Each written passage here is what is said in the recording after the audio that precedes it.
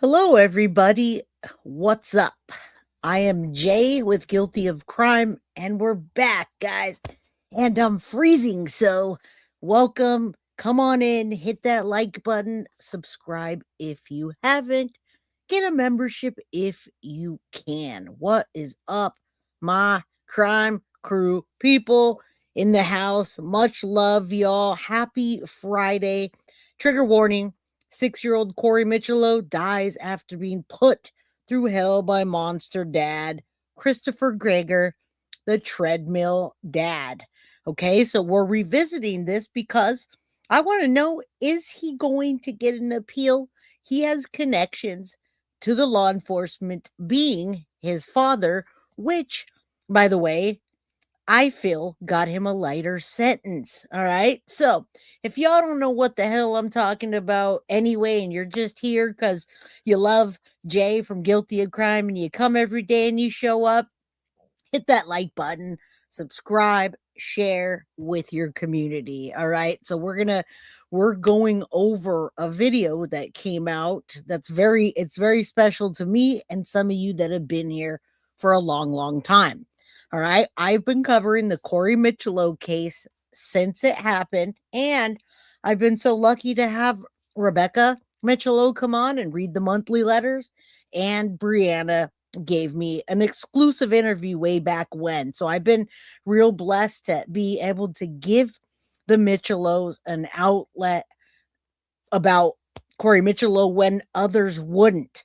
Man, if you've been here for this wild ride over the last few years, I'm telling you, thank you for being here. And well, just thank you for being so dedicated, because that's what we do here at Guilty of Crime. Electric Eye, how are you doing? We love Jay so much. We show up early, eagerly waiting for Guilty of Crime. Thank you. And I got a haircut for y'all today. So hopefully you like my haircut. It's really cold outside, so I didn't go as high up in my mohawk, but I got to keep a little bit of that heat in there, my friends. All right, Mrs. Bennett, I missed your videos. I had 2 major surgeries, ICU. Just got my catheter out today. Woo! For getting the catheter out. Big prayers for you. We're here for you. This is not a repeat video whatsoever at all, my friend. This is a brand new video. Of course, we have new information, and I'm going to show you some of the things that Rebecca Micciolo has been doing on her channel. This is the first case you ever watched of mine. Well, great, because this is a case that we're still following, and I promised Rebecca that I would cover this, and today it's a nice Friday to be able to do so. So thank you for being here. All right, Mary Beth, how you doing? TGIF, my friends. Kat, I was glad to see you talking about a story I saw years ago. I've seen some in the past 1.5 years watching. And y'all know, if y'all have been here, you know that we have this relationship with Rebecca, who reads the monthly letters on Guilty of Crime. She now started her own channel. I'll introduce you to that. And then Brianna Micciolo, that we've seen heartbroken. And when nobody else was standing up, we were.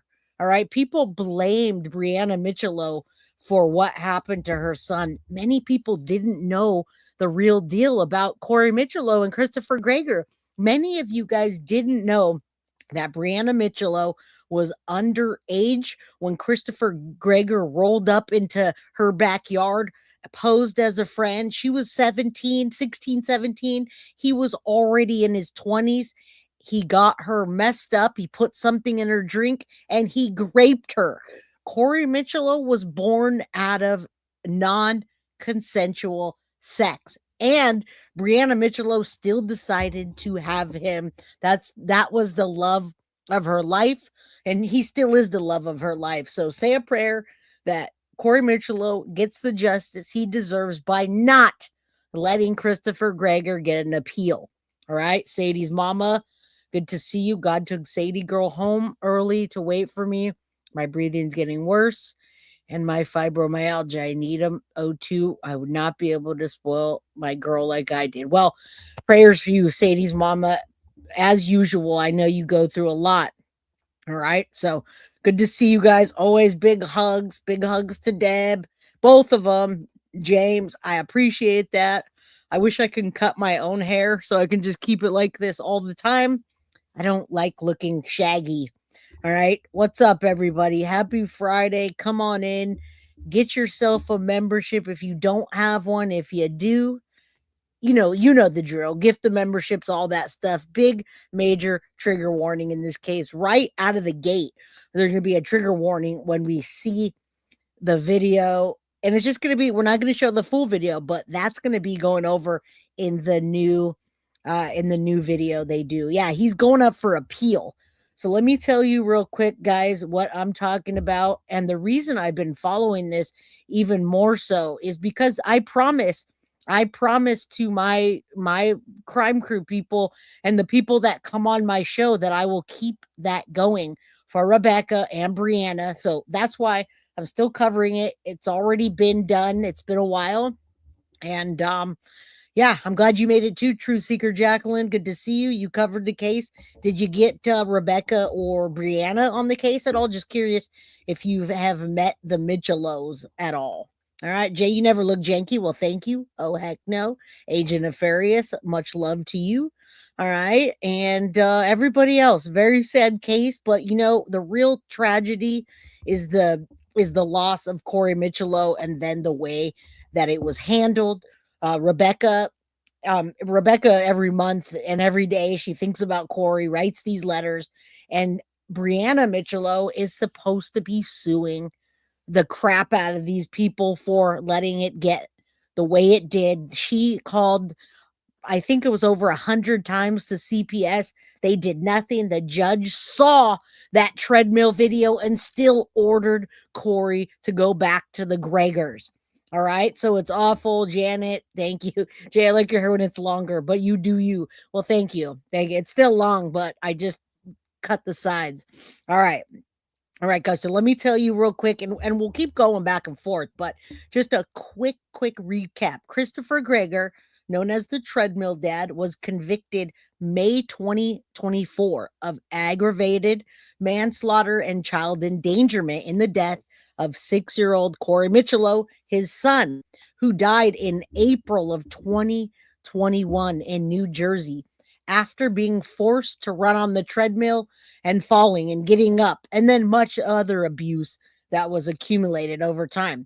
Now, Christopher Gregor was sentenced on August 2024 to 25 years in prison, but what he didn't get was the manslaughter or the homicide. No, none of those charges. He got child endangerment, which brought it to 25 years, serving supposedly up to 17, and then he would get a release date, but we don't think that's even going to happen. And now you'll see that they talked about filing appeal, but you know what sucks?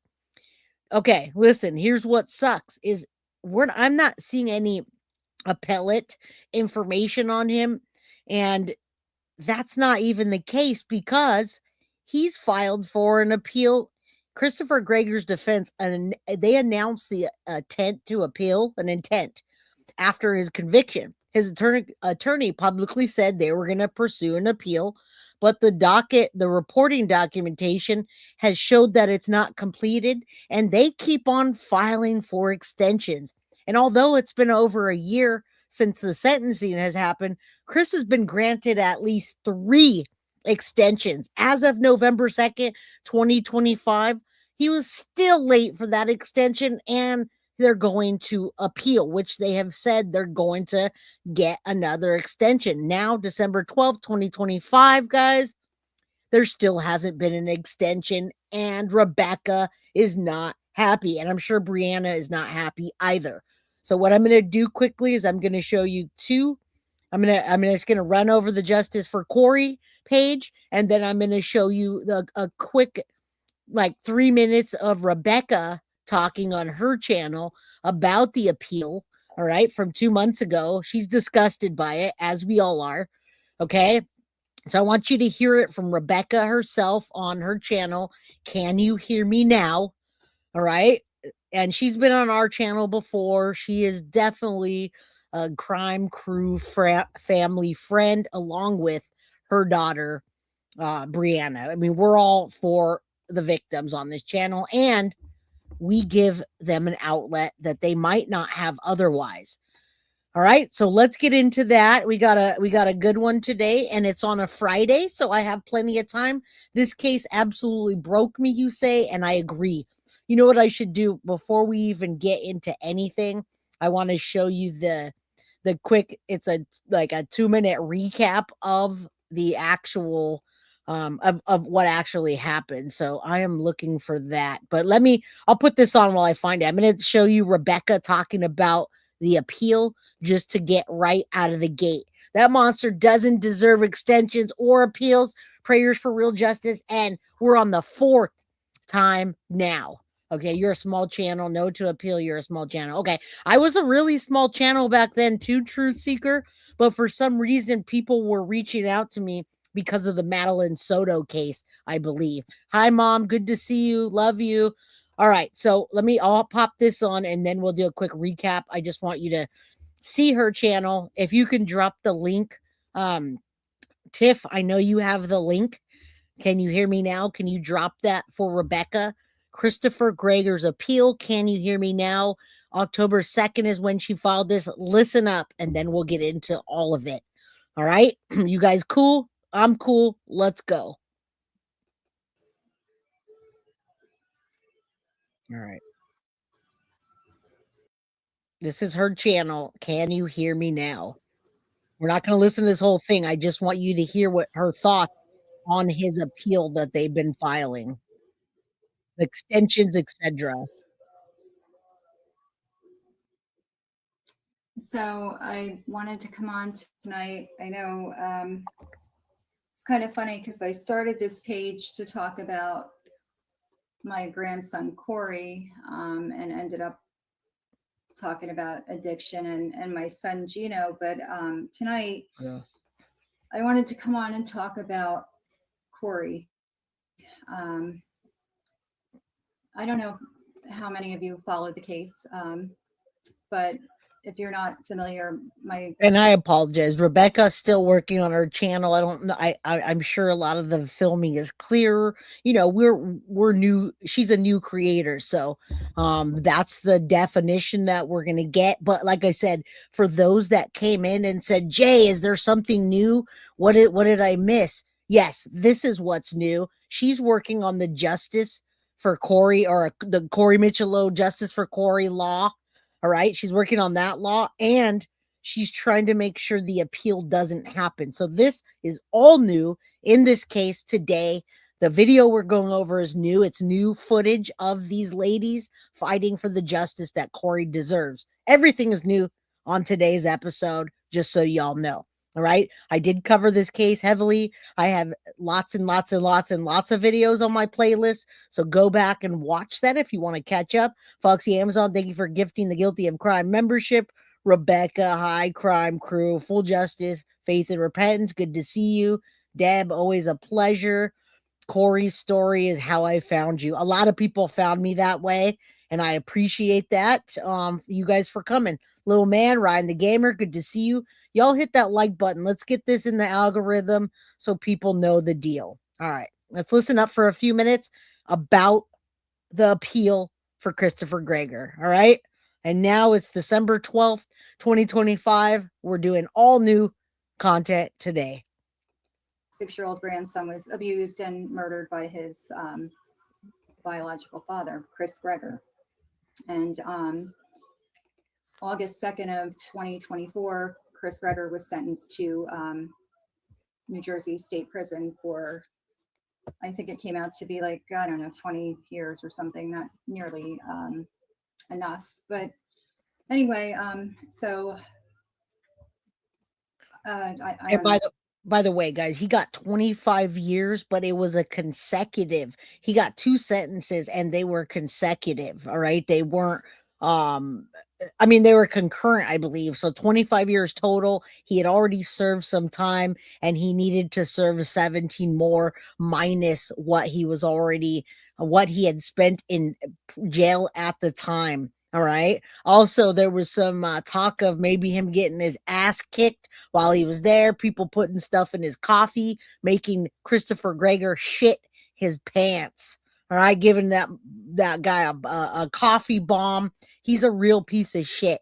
I don't like to cuss much, but he makes me mad, and you'll see why today.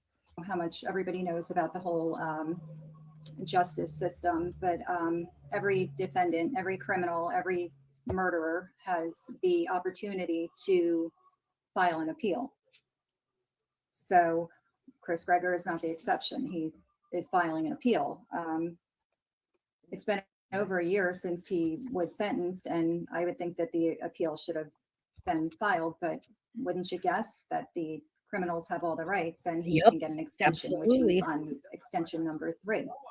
So the deadline, the last deadline was today, and the Attorney General's office called me today to let me know that they've requested. Now that today was October 2nd. He had it until November 2nd, 2025. And we are December 12th, which means that he's filed for another extension, which you'll see as we go. Ice Blue Roses. Good to see you, my friend. Hi, everyone. Love you guys. Let's get that justice that they deserve. Rebecca, you have such a place in Guilty of Crime on our channel. We love you. I hope you see this. I'll send it over to the Justice for Corey page when I'm done here. Another extension, and it was granted. So I kind of lost my shit. And I said to the victim's advocate who called me, I said, who do you report to? And she told me, and I said, good, get a message to him and ask him why the fuck Chris Gregor gets all these extensions and you know, why are we coddling him? My grandson didn't get an extension. Corey probably would have liked to live a few more years if anybody asked him, but nobody did, you know, and I just think it's unfair. And that's kind of what I came on here to talk about. Not so much, I really don't have much information on the appeal, only that his attorney requested another extension and it was granted. So yeah. Right. And I want you guys to remember right when I pause this 111, that's an angel number. Say a prayer that Corey, Rebecca, Brianna, and all of the Micciolos, Corey would have another little baby sister by now. And I believe Brianna is either pregnant or she's just had a baby. Tiff, if you can correct me. Now Corey would have 2 siblings. There's 2 siblings without Corey being in this world anymore. All right. Yes, there's a link for his page. I'm going to show you right now. Bless your heart, Rebecca and Brianna. We got your back. All right. I'm going to show you the Justice for Corey page. Please go add that. Please go add that. A lot of people are here for Corey. They've been in this page. There's 20,000 members, 20.5 thousand members in the Justice for Corey page. All right. And it's a private group, so you have to join it. All right. About the group, Fight for Justice for My Son. This is from Brianna Micciolo. He was 6 years old when his life was taken from him by someone who's supposed to care and love him, his father. We have an army here, and we will not stop fighting until justice is served. All right. Say his name, everybody. Corey Micciolo. All right. So go sign up for that. I'll drop you the link real quick to the Facebook groups. Also, I don't know if Tiff already dropped the link. That's the memorial page, Mo. That is the memorial page right there. All right. It's the Justice for Corey page, and they have 20,000.5 warriors. All right. A lot of people I see on my channel. There's Rebecca Micciolo. This is what we're covering today. Bree Micciolo says she wasn't sure if she's going to watch it, but she decided to, and she's happy she did. While everything is not 100% accurate, they took the time to get as many details as they could from Bree and Rebecca, and that's what we're going over today. And I did promise Rebecca that I would do this and give more of an outreach for this little guy. So here we are. 6-year-old dies after being put through hell by monster dad. All right, there he is, beautiful little angel. May he rest in peace. And if you guys want more information and videos about this little guy and the justice that was pursued in this case, like I said, go back, check out my playlist, and you'll find everything that you possibly need and more. A lot of people did not know this lady, Brianna Micciolo's story. They did not know that she was actually raped All right. She was forced to have sex with Christopher Gregor, and then she had Corey. She got the raw end of the deal. They tried to say she was a drug addict. That was not the case at all. No, none of that had merit or is true. She did a little dabbling when she was a teenager, and you can't blame her. The monster raped her. All right, but she was by no means a drug addict by any sort of the imagination. I will stand on that for Brianna and Rebecca and Corey and the Micciolos. All right, so there you go. All right, guys, hit that like button. We've got one membership gifted today. We have a goal. If y'all can help towards the goal, that'd be fantastic. Corey's life absolutely mattered, but it didn't matter enough to the Gregors because they coddled that son of a you know what, and they did the worst of things that they could do. All right, let's take a look at this. Let's get you up to speed, and then you'll know the drill. You'll get everything that you want today to know about this case. All right, let's get that out of here and get this up there. And here we go, guys. Let's get to it. It was shocking video. A father forcing his young son to run on a treadmill. He was so abusive to the 6-year-old. The boy died just days later. The father has just been found guilty of manslaughter. Now the boy's heartbroken mother is speaking with our Ann Mercogliano in this exclusive interview. It's video that shocked the nation. A 6-year-old forced to run on a treadmill. Now, listen, guys, the reason that even happened was because Christopher Gregor said that his son was fat, and so he was making him lose weight. By the end of this episode, you're going to see never before footage and images of little Corey in days before he died. He was skinny as skin and bone. They were abusing him and starving him. And I'm not telling you that anybody did anything wrong except for the Gregors. They fought tooth and nail for that little boy, Rebecca, and of course, Brianna, the mom. And I'm not going to tell you their story because they're going to tell you themselves tonight. Kathy, thank you so much for the Guilty of Crime membership. And whoever got that membership, please thank Kathy. No, he was not fat.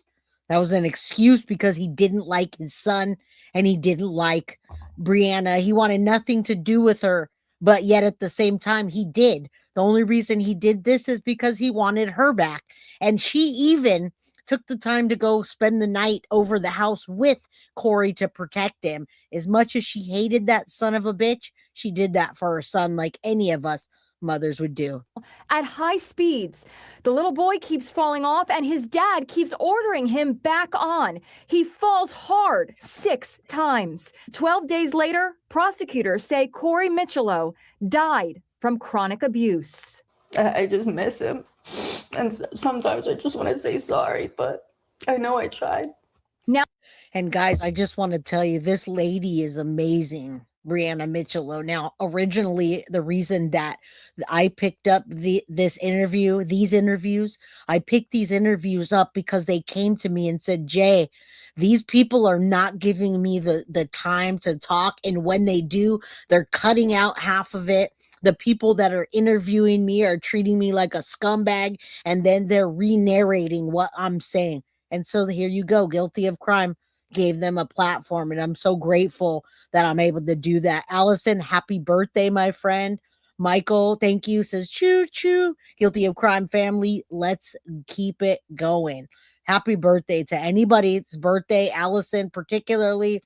Santa, please give me a membership. All right, let's go.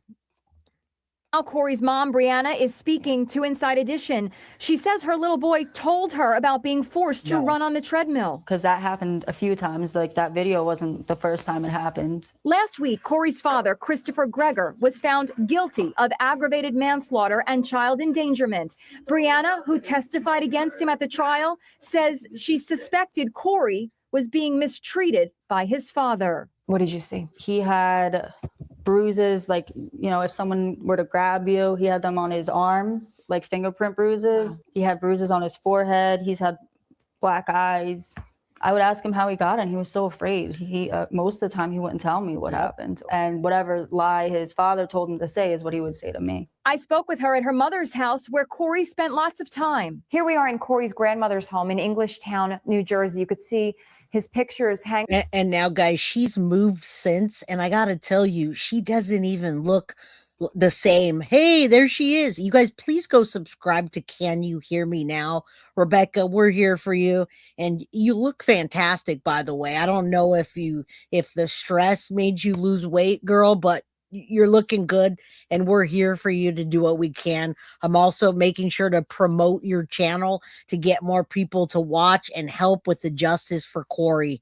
All right, guys, go subscribe to Can You Hear Me Now? That is her house right here.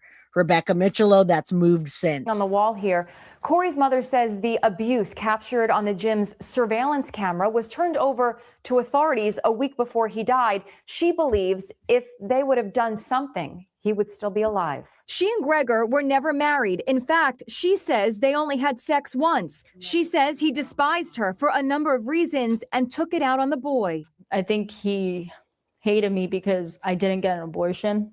He didn't want to be a dad. I think it kind of was like forced on him by his family. She blames not just Christopher Gregor for Corey's death, but she also blames the system that she says ignored her pleas for. There's Rebecca and Corey. My goodness. And I do want you guys to know any misconceptions in this, so I'm going to try to tell them as we go. The lie in this case that people told was that Brianna went and tried to go get, some sort of child support or jab the Gregors because they had money, when in fact that didn't happen at all. She was trying to get assistance, and to get assistance, you have to put down who the father is, and she did. And that's the biggest mistake that she'll probably ever do again. So a learning curve for y'all. If you don't want the father involved and you're trying to get help, don't put the name on. Of course, they did what they thought, but that was a misconception that they were trying to get money out of the Gregors. What's up, allegedly, Lisa? Good to see you. For help. I hate him, and he took everything from me. Did your son ever ask you to save him? Yes, he did. And he asked me why no one was helping. So he just gave up. All right, this is Christopher Gregor is appealing the guilty verdict. All right, so that is where we start today. He's appealing the guilty verdict, and here we have prime crime, 6-year-old dies after being put through hell by Christopher Gregor, the monster. All right, I'm so glad that they gave the Micciolos an opportunity to do this, because they rarely got any time at all. Come on in, guys. Hit that like button. Those of you that are new, just hang out, chill. 70 likes. We can do better. Thank you. Appreciate y'all. All right, let's go. We're in for it. What is the fifth planet from the sun? It is big. It's big. It is made of gas. It is Jupiter. Corey was and still is my life, my world, and my everything. You have this adorable 6-year-old boy who dies, and he shouldn't have. It's our whole family up. I mean, there's no better way to say it. We're not right. We're never going to be right again. All right, guys. So this is going to go over the body cam footage. We're going to have some key pieces, things we haven't seen. Brianna and Rebecca, pleading about not wanting the justice, but not wanting for him to ever be able to get out before he can. The appeal. Right, we're going to see a lot of things today. The attorney's talking, Chris's attorney talking. It's a lot. There's a lot. You guys remember Dr. Bodden? This treadmill video surfaces. It's a very disturbing video to watch. And it all comes down to the mother's word against the father's.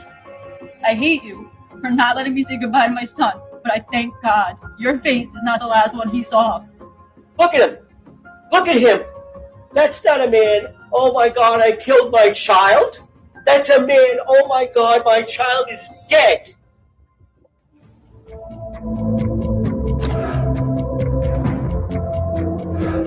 Oh my God, my child is dead and I did it. And then he ran, guys. If you didn't know, he tried to go on the run. The room, and seems to have some kind of an emotional reaction to it. You can see his hands on his head. You can see him bending over, and then he leaves. Yep. You have this adorable 6-year-old boy who dies, and he shouldn't have. And the question that everyone is asking is, What happened to Corey Micciolo?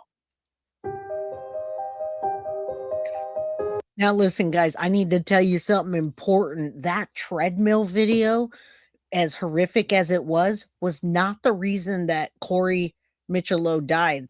The reason was the extended amount of abuse again and again. That was the official cause of death. And if the gym wasn't filming that, he might have just got away with the whole thing. That video, even though it didn't prompt the system to take Corey away from the Gregors, once they did see it, there's no other way to go in a conviction, but that was not the direct connection. He was abusing him on a regular basis in many ways.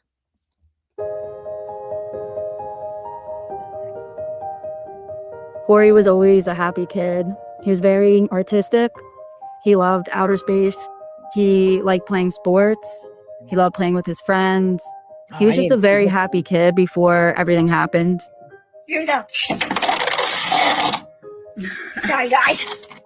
Corey was playing with his little Beyblades. He just wanted to pretend he was making a YouTube video for his friends, and I recorded him. If you want to be rude later, you have to do it this way. Look at my style. Corey was funny. He was a little jokester. He was loving, caring. He always liked to help others, very kind, considerate. He loved to draw. He was just a happy, good kid. This is my face. Nice. Click the button to subscribe our video. We were probably closer than. Now, that's Rebecca when we met her. Again, she's changed quite a bit, and she's been in this pursuit for justice. Completely different person than I met in the beginning, and still broken. All right. And Rebecca, if you're in here, will you let us know in chat, did Brianna have a baby? I know she got pregnant, and then she got pregnant again. I know that, Synth. I know she lost the baby, but then I believe I heard she was pregnant again. So let me know. But I do know about the loss, and I'm very sorry about that. I've said that before. Rebecca, thank you so much for becoming a member. And most grandparents with a grandchild, because Brianna lived with us with Corey.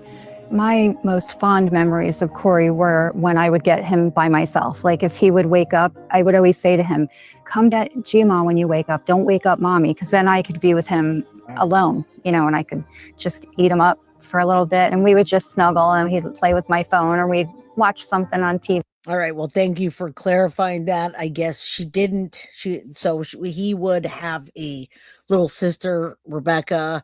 I apologize. And Brianna, she had a second miscarriage. So there are no other siblings there. Corey would have another one. All right. Bless all of them. Thank you guys. All right. Oh, I know, guys. I know. So, guys, this is my mommy. My relationship with Corey, we were very close. I feel like a mother and son bond is like unbreakable. We went through a lot together. I was 17 when I had him, so I grew up with him. We were very close. He loved to dance. I have so many silly videos of him dancing to music. Corey would always make silly faces, and I have so many pictures of that. He always joked a lot. This is, I call it my memorial shrine to Corey and to his uncle Gino. A lot of these items here were sent to us from people all over the world, and Justice for Corey members. Some of these things were on Corey's grave for a long time. So remember that, guys. You guys should definitely go over and sign up for the Justice for Corey page to keep the updates, the letters that are coming, and also sub up to Rebecca's channel, Can You See Me Now? And then I've retired them from there and brought them home. I like to just look at it and remember them. I feel like they're here. I just don't want them to be forgotten. They were both unique people, and they deserve to be remembered. While I'm here, it needs to be here. We just need to remember them. And there's little things that were Corey's there. There's a Beyblade that was his that he played with, his yearbook. A COVID mask. A COVID mask, yeah. We just needs to be here, and we haven't thrown anything out. We have his clothes. We have his Easter basket from the year he passed that he never got. I've been staring at that it's like a PlayStation controller, but it was like a keychain. I remember it because the night before he passed at the hospital, he kept like pushing it and it would make this noise and it was really annoying. But now it doesn't work anymore, but it just pops out to me. And the Rubik's Cube is a very fond memory to me because it kind of represents Gino and Corey because they both. And I don't know if they're going to talk about the part of right before Corey died, he told Grandma Rebecca that he was going to, I believe he wrote it in chalk. Right. And I have a picture. I have a picture with Corey. Thank you, Chip, for sending that. And 2 little baby angels that didn't make it into this world. So we'll give you as much info as we can today to keep you updated. Both loved it. I think Gino got Corey into it. He put a larger Rubik's Cube in Corey's casket when he passed. And that kind of makes me happy when I look at that. Happy but sad. Certain things have different meaning and some make you happy, some not so happy. It's our whole family up. I mean, there's no better way to say it. We're not right. We're never going to be right again. I don't claim to be okay. I'm not okay. No, she doesn't. She never does. Every time I've talked to her since, she's heartbroken, guys. Like I said, on the day that Corey died, Detective Dennis Mitchell from the Ocean County Prosecutor's Office is alerted. He's made aware of a child's death at Southern Ocean Medical Center. I was advised that a 6-year-old boy that was identified as Corey Micciolo presented to the hospital at approximately 3:45 p.m. and he was pronounced dead at approximately 5:03 p.m. Shortly thereafter, approximately 20 minutes or so, the victim's father, identified as Christopher Gregor, left the hospital. The Ocean County Prosecutor's Office was notified. Myself, along with other members of this office, responded, and we started to conduct the investigation into the death of Corey Micciolo. now listen, I called this Corey Micciolo the aftermath. Many times we don't get to hear all of this during the trial. A lot of children and people don't get the attention that they deserve. And I'm so glad that the Micciolos are at least getting an outreach. They're working on the Justice for Corey law, which we've explained in other episodes what Rebecca wants to do. She'll explain that. Again, go sub up to the channels and everything else. Clark, good to see you, my friend. Big hugs.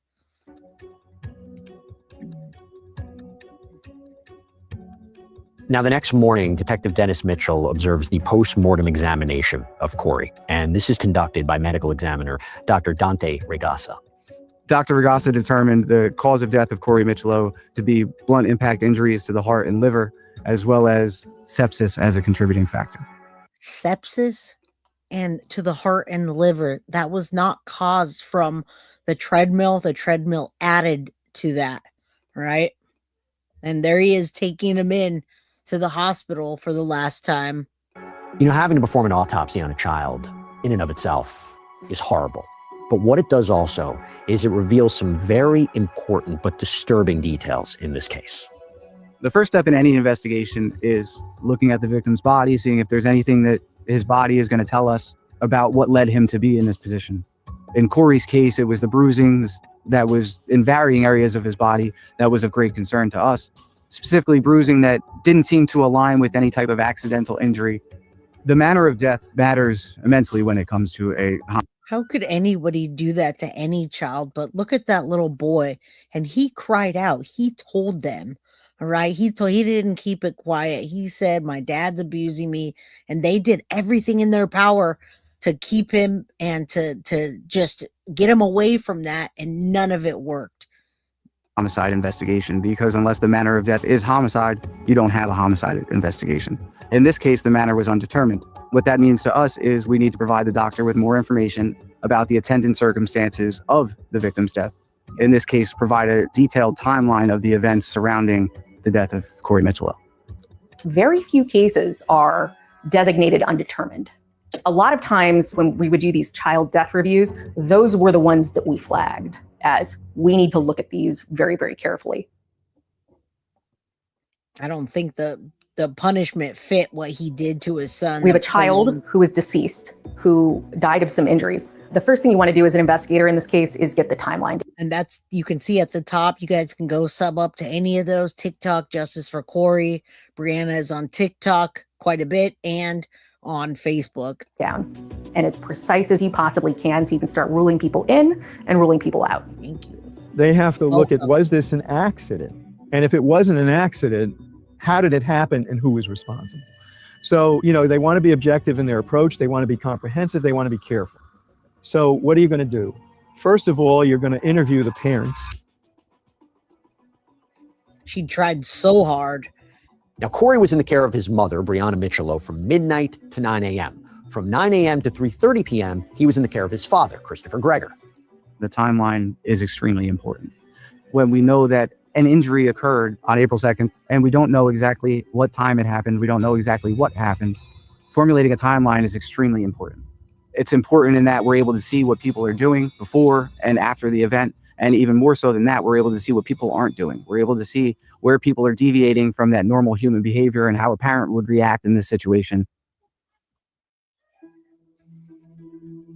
Now, guys, we're getting the full details up until the time that little Corey passed away. Detective Dennis Mitchell interviews Brianna, and she agrees to speak with him without an attorney present. Yeah. During our conversation with Brianna, we learn about the history of Corey. We learn about the history of Christopher Gregor, when Gregor comes into Corey's life and how things start to shift at that point. In fact, she responds with a binder full of paperwork that included medical records and DCP&P records. The interview with Dennis Mitchell, it was hard because a couple hours before they just told me Corey passed, I could barely form a sentence. He was very nice, but he was trying to get information. I remember he just asked for my phone. I'm here, I gave him the password. I wanted to help as much as I could. I'm you need to go look for Chris. I'll tell you whatever you need and go find Chris.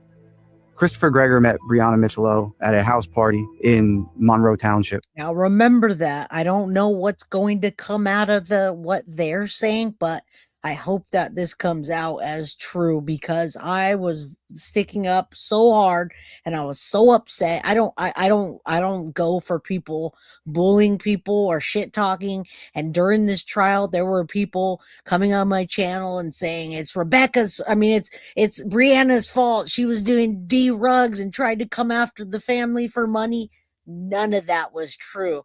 And the way that Corey was conceived, even Brianna's mom, Rebecca, didn't find out until later. All right. So just remember that as we watch this. But thank you for bringing awareness to all the babies. You're absolutely welcome. Thank you for being here. Welcome to the crime crew. At the time, Brianna was 16 years old. Christopher was, I believe, 19 or 20 at the time. That's when their relationship began. And from what we gathered throughout the investigation, that is when Corey Micciolo was conceived. Their relationship, as the pregnancy progressed, kind of deteriorated. Chris separated himself from Brianna. And again, they just kind of skimmed over that, but they met at a house party where she was a younger teenager and he was already in his 20s. He put something in her drink. She felt all woozy, and there you go. He took what he wanted from her. So they kind of perused over the part that was not consensual, by the way. And yes, Corey he passed, but he was, his life was taken from him over a period of time. His grandparents were very involved in his life with having, such young parents. Brianna's family in particular took care of him for the first portion of his life. Christopher Gregor found out he was Corey's father approximately 2 years prior to Corey's death. It came about as a result of Brianna applying to the state for benefits for Corey. When she was applying for these benefits, she was asked to disclose the father's name, which she disclosed as Christopher Gregor. Again, she didn't know any better, and most of us wouldn't. So if you don't want, and I think we've talked about this with Rebecca and Brianna, and I think if they had that to do over again, they probably wouldn't have done that. But she was doing what she thought she was supposed to do. And thank you for answering, Rebecca. I just didn't know. I've been caught up in a bunch of different cases. So Brianna did have another child who's turning 3 on 12/17, and she lost her twins recently. Thank you for letting me know. I wasn't exactly sure what happened. Thank you, MM Clara. I do appreciate you. Much love. The state, trying to verify this information, reached out to Christopher Gregor, and at some point a paternity test was ordered by the state. Christopher had no relationship with Brianna, none whatsoever. None. He had met her initially at a party and must have gotten to know each other very well, because 5 years later, he was tapped as the father of this child. Now, that's his defense attorney. Mario Gallucci was Christopher Gregor's. And did you hear how he just said that? Oh, I guess they must have got to know each other really well, because 5 years later, what an asshat. What an asshat. What a freaking pig of an attorney, just like Tiff says. Ugh, disgusting. We all really know what happened. I don't like that. And that's why we're going over this today, because that needs to be corrected. Kathy, how can adults be so nasty? Sending my thoughts and prayers. Thank you so much for the $5 super chat. Pounds. Yeah, his lawyer is a clown. Dr. Bodden was a clown. The judge, in my opinion, was a clown. The judge that saw him running on a treadmill and decided to give him back anyway to Christopher is a clown and beyond. He didn't remember her. He took a paternity test, and lo and behold, he was Corey's father. So he went from living in Baltimore, teaching in Baltimore, going to Johns Hopkins University, to stopping all of that and moving back to New Jersey to take care of a child he just found out that he was the father of. Corey was 5 when Christopher became more involved. Chris started coming around. I think Corey wanted to have a relationship that you would think you would have with a dad, but he didn't get it.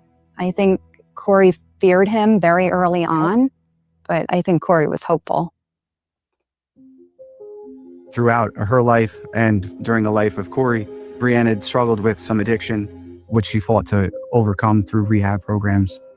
The custody arrangement for Corey between Brianna and none of that had anything to do with what happened to little Corey, by the way. They try to interject that, and also that those are the type of lies that were told throughout the entire trial. I didn't remember her. Oh, you didn't remember graping a child? Because he's way older. She was a teenager and he was in his 20s. He rolled up and he took what he wanted. And in my opinion, I believe he treated Corey like that because he wanted to be with Rebecca. I mean, I'm sorry, I keep saying Rebecca, Brianna.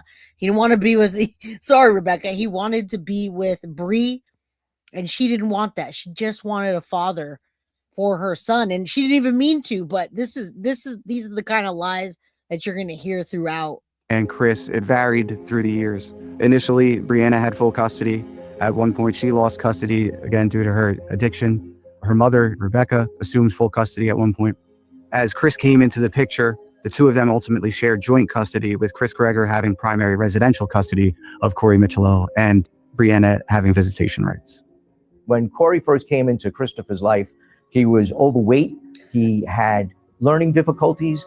He was not doing well in school. Christopher moved into his family home and took care of Corey on a daily basis. As a result of that, Dave Gregor went into his garage. He pulled out all of the old baseball equipment from his children, the basketball. This guy's a piece of trash, even more than I thought he was. Wow, the way he's narrating this for the Gregors is disgusting. Basketball stuff, the football stuff. They made a room in their house for the 6-year-old child that they were now bringing home to them. And they created a new life for this grandson and son. As a result of Christopher and his family, he became athletic. He was actually competitive in sports and doing very well in school and communicating very well. He was one of the top students and very well liked by not only the teachers, but also by the other students. So Corey, as a result of Christopher coming into his life, had changed drastically from the life he had previous to that. Corey's relationship with his father. Now that still happens to this day, Emily. I hop on Rebecca's channel and people will still put blame on Bree. It's disgusting. I would describe it as rocky because Corey looked up to him still. He wanted to be like him and he loved him, but he also was being abused by him. So when you're a kid, you don't understand like what's going on. You still love the person that's doing it.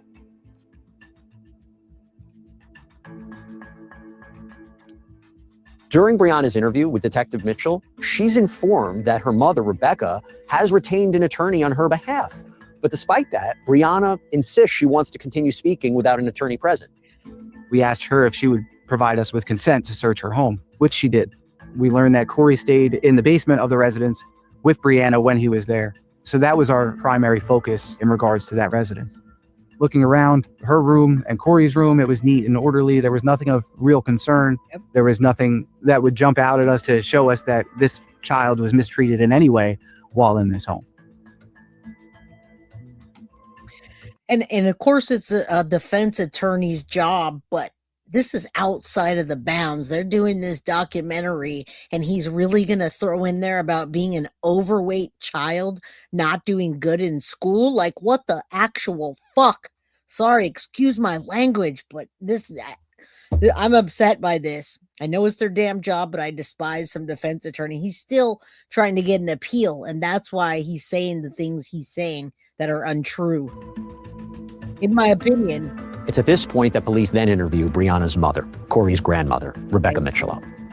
In every homicide investigation, anyone that had contact with our victim is a suspect until they're not. In this case, we look at both the mother, the father, the grandmother, anyone else who had contact with Corey in the days and hours prior to his death. Rebecca Micciolo voiced some concerns for child abuse, telling us about specific incidents that occurred from the time that Chris was first present in Corey's life and the injuries that occurred thereafter up until the time that he died. When Corey was going to meet David and Carolyn Gregor, Chris's parents, the arrangement was Corey was going to spend a few hours. It was the first time he was meeting the Gregor family, so it got to be around the time Chris was supposed to drop him back off, and he didn't come back. And I text and called David Gregor's phone number. He said, Corey's going to spend the night. I said, well, no, that's not the arrangement that was made. So I'd appreciate it if, Chris could bring him back home. Chris dropped him at the bottom of our driveway. Corey walked through the garage, and when he got into the light, he had a busted lip, blood on his shirt, his shorts. Bree said, oh. Now, mind you, I'm sure they're going to talk about the hundreds of times that they called, and CPS, or what they call it there, is it's not CPS, but it's still Child Protective Services. All right. And they did nothing. Miracle Hearts, good to see you, my friend. Just sub to Rebecca. The treadmill speaks volumes. Everybody saw that, Mr. Clown. And they saw him trying to escape after he murdered his child. What happened? And he said he didn't want to talk about it. So, of course, I called Chris. I called David Gregor. I text, Corey came home with a busted lip and blood all over his clothes. Did something happen? Nobody answered. So that's when we called the police department and went there, and they in turn called DCP&P. That was the first time that I remember. Yeah, DCP&P is what Child Protective Services is called, I guess, in New Jersey. Over here in California, we just call it CPS, but all the same, a big failure on their part, not just in New Jersey, but pretty much everywhere. We were able to extrapolate information from DCP&P reports and corroborate what she's saying with what we're seeing in these reports. DCP&P stands for the Division of Child Protection and Permanency. This is the agency that is tasked with investigating reports of child abuse and child neglect in the state of New Jersey. There were a number of referrals to DCP&P. Now they're going to show pictures of him leading up until closer to the time where he was no longer with us. And he's skinny. His dad, kids at 6 years old are not fat, and they don't need to hear that or to exercise and run on a treadmill. I really think he was just taking out his anger and disgust, how he felt, not only for himself, he's a piece of trash, but with Bree. Some named Christopher Gregor as the alleged perpetrator. I think there was maybe one or two that listed Rebecca as the alleged perpetrator, none of which listed Brianna as being suspected of abusing Corey. We have to take all of these things with a grain of salt, especially given the circumstances where now we seem to have this custody battle over a 6-year-old where they're throwing allegations back and forth at each other. We're not able to tell just based on these reports what's true and what's not, because a number of these were deemed to be unfounded by DCP&P. Piece of trash. Now we're leading up until his death. Digging further into these allegations of abuse, Detective Mitchell decides to speak with Christopher Gregor's parents, David and Carolyn. They showed, and they're huge enablers in this case, and I absolutely think that the outcome of it, with them hiring an attorney and Dr. Baden and everything like that, got him much less time. They enabled him big time. Some concern for abuse, but more so they wanted to talk to us about the allegations of abuse. As far as they were concerned, that's all. It was merely accusations. There was no actual abuse occurring. They showed concern for their son, given the situation that was occurring, in that they were alerted to the death of their grandson by their son, Christopher. And when they arrived at the hospital, Chris had already left. They made us aware of a text message that he sent them shortly after leaving the hospital. He said to them that he didn't plan on returning for a while and asked them to take care of his dog. When Christopher texted his parents that he's going away for a while and please take care of my dog, those comments suggest he was going away and he was not coming back. And again, guys, if you look at him from the outside and you hear his parents, oh, he was actually a teacher, you guys, a teacher in charge of children. And this is what he did. Oh, I went to college and I'm just such a good boy with the blue eyes and the blonde hair. Not so much. Looks are deceiving. What he was blaming Bree for was the things that he was doing. This aside from the fact that Corey was born out of him taking what he wanted to take. All right, so we're leading up until after seeing these Corey's death. Alarming text messages, that's when detectives obtain a search warrant for Christopher Gregor's residence. When we look at Christopher Gregor's home in comparison to Brianna's home, we're seeing two very different parents. When we're looking at Brianna's home, we're seeing pictures of Corey everywhere on the wall. We're seeing sonograms, things that you would expect to find in a mother's home. When we look at Christopher Gregor's home, we're seeing very few, if any, pictures of Corey. We're seeing an apartment of what looks like a bachelor with workout supplements everywhere. Corey did have a specific bedroom in Christopher's house, which was, as you would expect a 6-year-old's bedroom to be, a twin-size bed, a desk for him to do his schoolwork and painting. There was nothing of real concern until we started to look through the trash. Oh, there you go. By the way, as you can tell, this is a longer episode of Prime Crime. We really put a lot of work into this. It's an important story. It is an important story, but we're going to get past that and take a look at this monster trying to flee. You try to flee when you're guilty. 2 days after Corey's death, Detective Mitchell is notified that Christopher Gregor is stopped in his vehicle by police in Alcoa, Tennessee. They pulled him over in Tennessee because there was a bulletin put out on his car. He cooperated with them. Christopher's reaction to the death of Corey was dramatic. He didn't know what to do. He had this perfectly healthy child 2 days ago, and then now that child is dead. And he was upset. And obsessed. That's what I'm glad that you came here to interject some things. He was obsessed with Bree, you guys. He took what he want, and that's how Bree ultimately got pregnant. And then Bree didn't want to have anything to do with him as far as a relationship, and he took it out on Corey, in my opinion. And thank you, Rebecca, for saying that. I really try to make that come across how it really was. Right? He was obsessed. He was the one that was into drugs. He was the rapist. He was the monster. He was the abuser. And he ultimately took that little boy Corey's life. Hey, y'all. What's up, Ann on the Mouse? Good to see you guys. I'm going to gift a membership if anyone wants to join in and match me on the gifted membership. Let's get some memberships because we're going to be giving things away next week for Christmas. All right. Thank you guys. Appreciate y'all for being here. Don't forget, hit that like button. We have 147 people in chat. Thank you. Called his parents. He ran out of the hospital. His mother told us that he was inconsolable.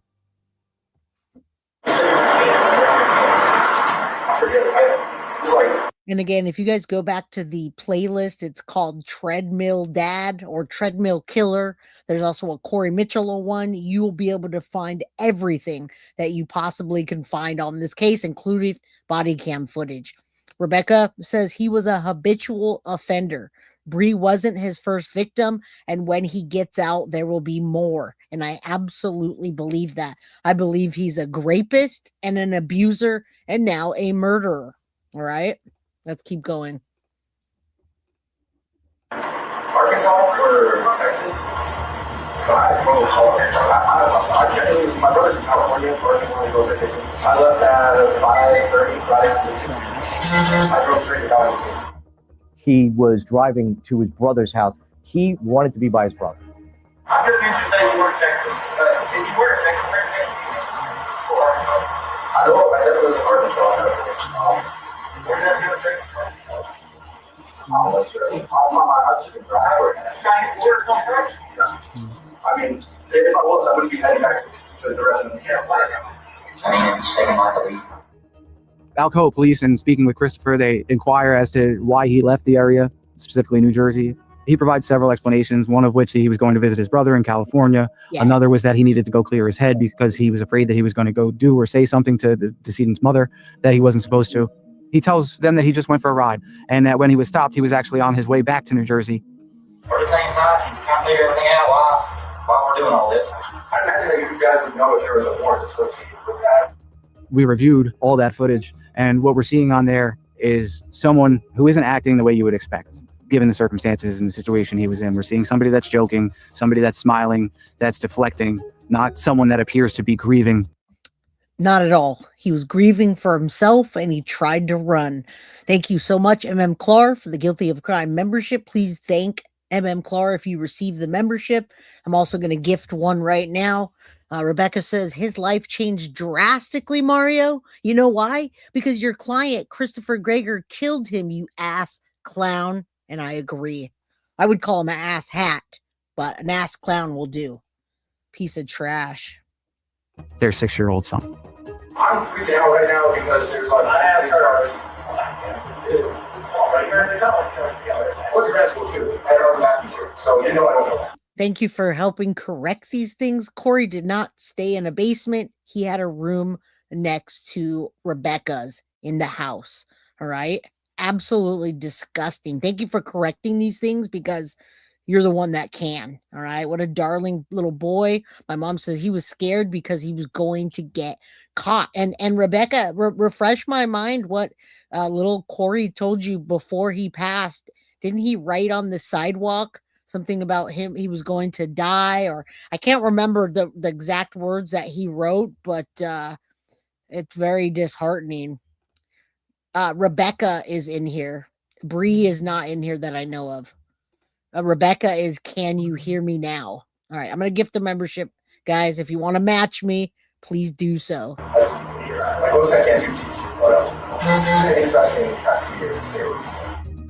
Anytime that someone flees town immediately after someone's death, that immediately sets off a red flag in our minds that this is someone or something that we need to look further into.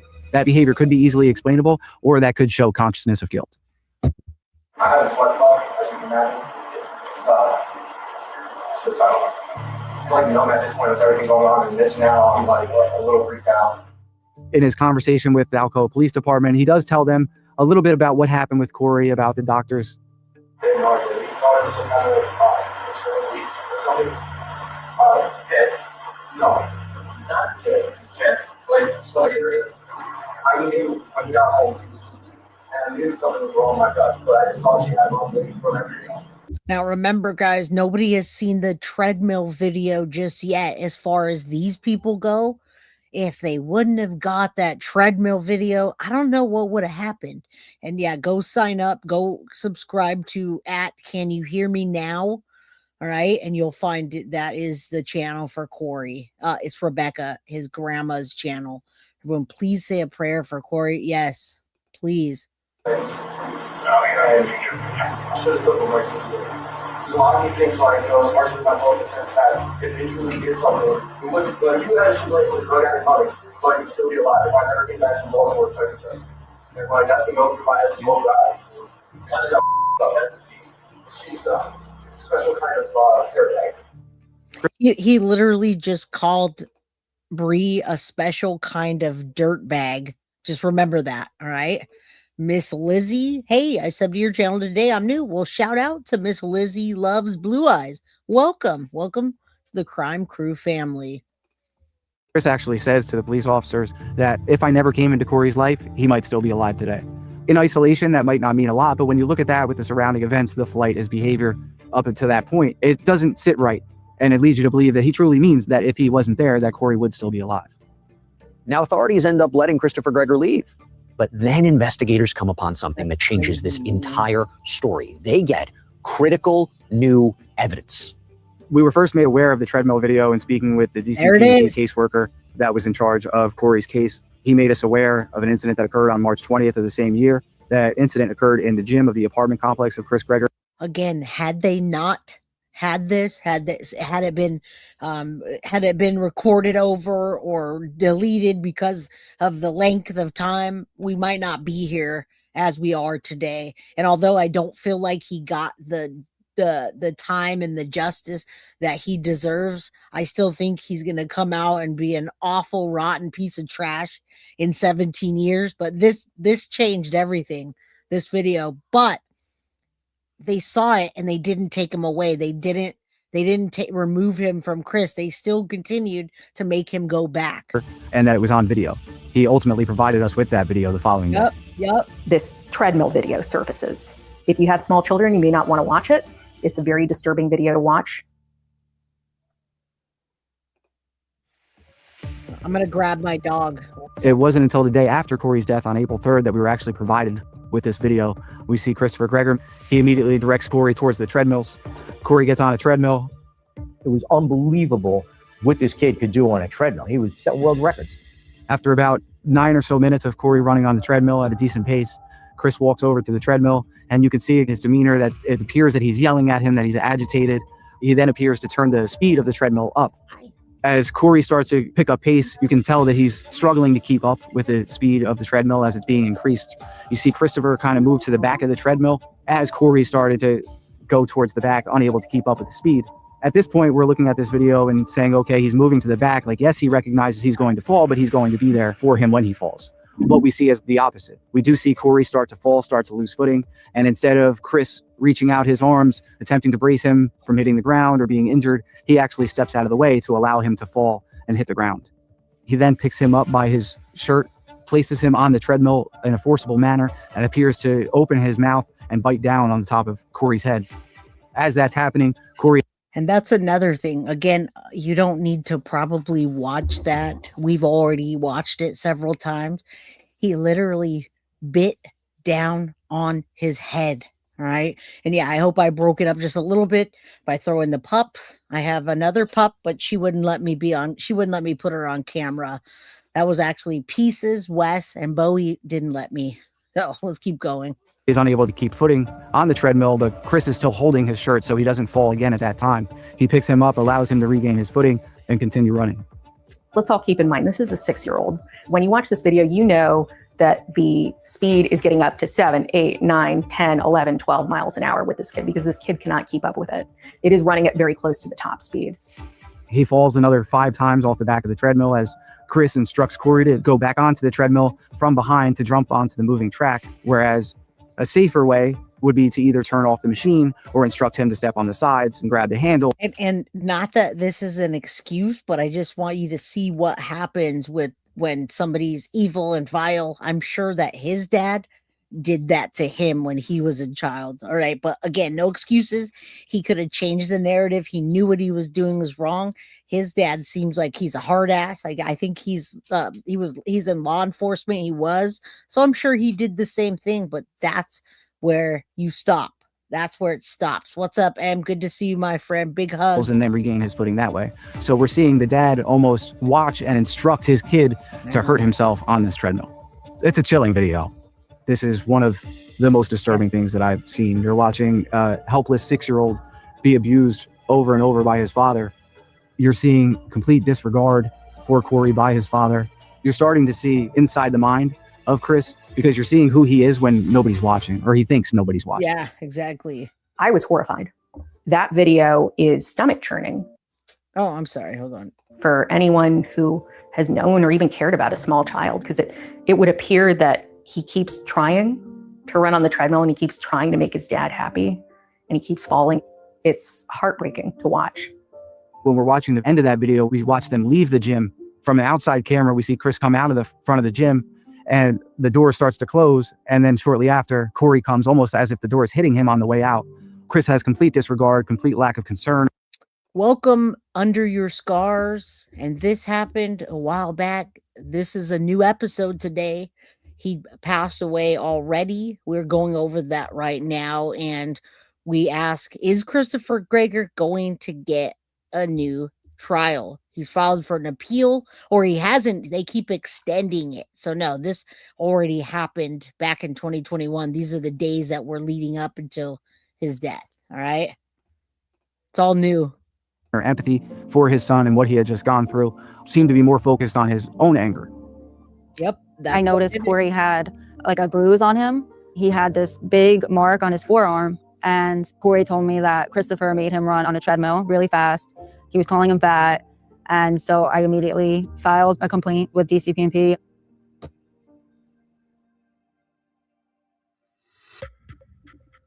We're leading up until Nearly 3 months after investigators review that treadmill video, Christopher Gregor is arrested. Do you hear that? 3 months after they reviewed it, they still kept sending him back even when they reviewed it. He was charged with second-degree endangering the welfare of a child as a result of that treadmill incident. That's what Subsequent to Christopher's arrest, he appeared in court and was released on bail reform. While the investigation into Corey's death is continuing, Brianna does something. She goes on social media and she creates the group Justice for Corey. Justice for Corey is a Facebook group I created about 3 months after he passed, after feeling like no one was doing anything. It was just a way to tell everyone what was going on and put pressure on the prosecutor's office. We started planning rallies. We'd stand outside the prosecutor's office or DCPMP with like 50 people and signs. It was just started to advocate for Corey, for him to get justice. Justice for Corey was a Facebook page that was created by Brianna Micciolo to basically vilify Christopher Gregor and the Gregor family and get the world, she had hundreds of thousands of followers from all over the world, to vilify the... To vilify him, no, to tell the truth and to get the coverage that little Corey deserves. That is disgusting. That defense attorney is just disgusting, guys. Disgusting. And yeah, I believe that they already are. There is a lawsuit that I don't know where they are in it. I don't even want to talk about it, but I know that something like that is happening behind the scenes. Gregor family, it turned out to be this vigilante justice system to destroy the Gregors. While all of this is happening in the public eye, there is something going on behind the scenes in the investigation. They are looking very closely at Gregor's phone. We're looking deeper into cell phone data, expanding the scope of our investigation to get even a bigger picture of what's happening. We all have our cell phones on us 24/7. And if you want to get the clearest picture of somebody's life, you look at their cell phone because that's where their most unfiltered depiction. So if y'all just rolled in right now, anybody that just rolled in under your scars, this case has been done for quite some time. This is new coverage, new footage of what happened. And the trial went on. It was a 4-week trial, May 2024. Jurors reviewed the treadmill video and many of the testimony from the experts, etc. On May 31st, 2024, Christopher Gregor was found guilty of aggravated manslaughter and child endangerment. He was sentenced to 25 years in prison, 20 for aggravated manslaughter, and 5 years for child endangerment. He must serve at least 17 years of his sentence before he can be up for parole. And he's still trying to get an appeal in. He keeps filing extensions, although it's been over a year since the trial ended. All right. If anyone else comes in and asks that, I'll say, please rewind. Hit that like button, would you? Of themselves is going to be. In this case, his search history was particularly relevant. He's searching things shortly after Corey died that are abnormal and suspicious. He's searching things like, can my phone be tracked in airplane mode? Can my car be tracked? How long after an autopsy can murder charges be filed? So it's starting to paint more of a picture of who Christopher Gregor is because we're getting that raw, unfiltered, uncensored version of him in his phone. Prior to Corey's death, one of the searches that was conducted on Chris Gregor's phone was in reference to red marks and if they will turn to bruises. When you look at the circumstances surrounding it, you're starting to see that consciousness of guilt. I did think it was Chris, and I told that to Detective Dennis Mitchell. Dennis Mitchell took a lot of from us. So quickly, thank you. I didn't want to misquote or missay what happened. Little Corey, this is, can you hear me now? That is his grandmother, Rebecca. Corey wrote, I died on the sidewalk 5 days prior to his death. He knew. And we talked about it, she says. When she says we're talking about Rebecca. There's Rebecca and there's Bree, grandma and mom of Corey. That really got me when I heard about him writing, I died on the sidewalk in chalk. All right, let's keep going. The beginning, we used to call him like every day, just telling him off. Like, are you even doing your job? constantly. And I'm like, just asking him all these questions, bashing him, and he would take it and be like, listen, I'm doing what I can. I think he did a very good job. I think he cares about Corey. I mean, I'd never dealt with anything like this before, so I just felt like things weren't happening quick enough, and I would let him know that. Based upon the investigation to that point and the injuries that we were seeing, we decided to reach out to an expert in pediatric pathology, specifically in child abuse, and ask him to review the case. We reached out to Dr. Andrew in September of 2021. In March of 2022, Dr. Andrew returns a finding that Corey's cause of death was blunt force injuries to the heart and liver, and that the manner of death was homicide. In addition to that cause of death, Dr. Andrew also lists a contributing factor to Corey Micciolo's death as ongoing child abuse. Damn, I knew Christopher would kill Corey. I told DCP&P and the police, any police department that would listen to me. And did you see that picture? That picture was much different than the before when we saw him happy and healthy, like a 6-year-old little boy should be. Nobody ever did. I said that he was going to kill him if they didn't do something. So when it happened, I didn't know it was going to be that day, but I knew it could happen.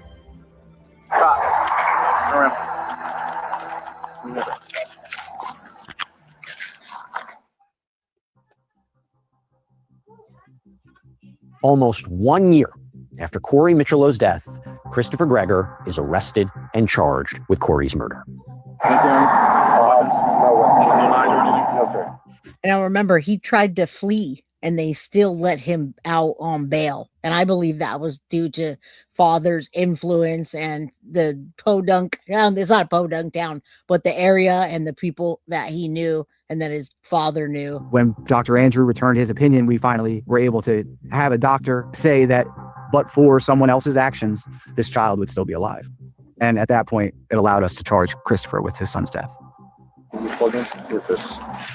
Yeah, if you want to just take all of his property that he's got in his possession and take it from you. There were 2 separate charges on 2 separate dates. The allegation was that on March 20th of 2021, the treadmill incident led to the endangering the welfare of a child, and then he was charged on April 2nd, some 12 days later, with the murder now of Corey. So the initial incident was the endangering, the second was the April 2nd murder. Now remember, it took a year, but it also took almost 3 years after that to get a conviction, right? This happened, what we're looking at the time frame of 2021. He wasn't convicted until 2024, right? He did serve some time. They're going to give him the time served, unfortunately. You guys want to switch cuffs? Okay, so I'm going to take this left hand cuff off you, put your left hand cuff behind. Okay, yes, sir. Same with your right. Neither one of those things had anything to do with each other, and that's why we made what you call a motion to sever. And that is a motion to say that he's going to be prejudiced by the treadmill case and the murder case being tried together, because everybody knew that the treadmill had absolutely nothing to do with his death in April. And that if the jury was seeing the treadmill and that together, that it would lead them to one conclusion. So we made a motion to sever, which was denied, and we proceeded to trial on both counts. Left hand back with me. It says he was arrested in New Jersey, not in Maryland. I'm not sure where that came from. House leader? Yes. House leader, someone. Oh my God. I didn't believe it because it took almost a year for that to happen. Look at I him. felt like a weight was kind of lifted off my shoulders because for a whole year we were outside rallying at various places, begging them to arrest him and just asking for answers. Because like, if they're not arresting him, do they think he didn't do something to him? Then what happened to Corey? So it just validated everything for us. For the charge of first-degree murder of his son, Corey Micciolo, he could face up to life in prison. One of the biggest hurdles in this investigation specifically is that typically in a homicide investigation, you know exactly how someone was killed, you know what happened, when it happened. Here, we're given a period of time where an injury occurred, and we don't know exactly how Gregor inflicted that injury upon Corey. So we spend that time trying to determine exactly what that injury was and how it was inflicted, as well as the events surrounding that injury. It makes us focus more on the outside of that injury, that timeline, to get as detailed as we possibly can. By the way, thank you so much for following this Gregor case with us. And we're able to bring you a story like this. Let's get go past a little bit of it. Pick that boy up 6. All right, now we're looking into the court a little bit. We're going to look back and forth. Yes, her YouTube channel, her channel is on YouTube, and the mods will drop a link. It's at Can You Hear Me Now? The old man Gregor thought he had this all handled. He certainly did. Certainly did.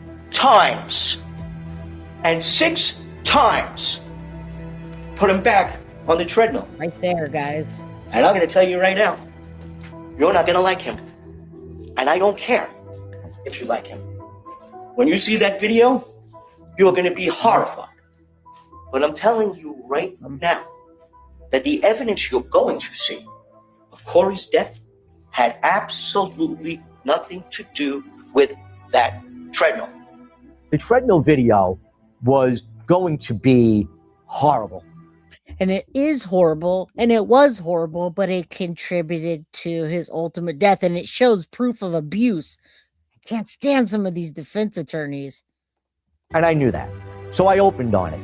When I saw that video, I was horrified.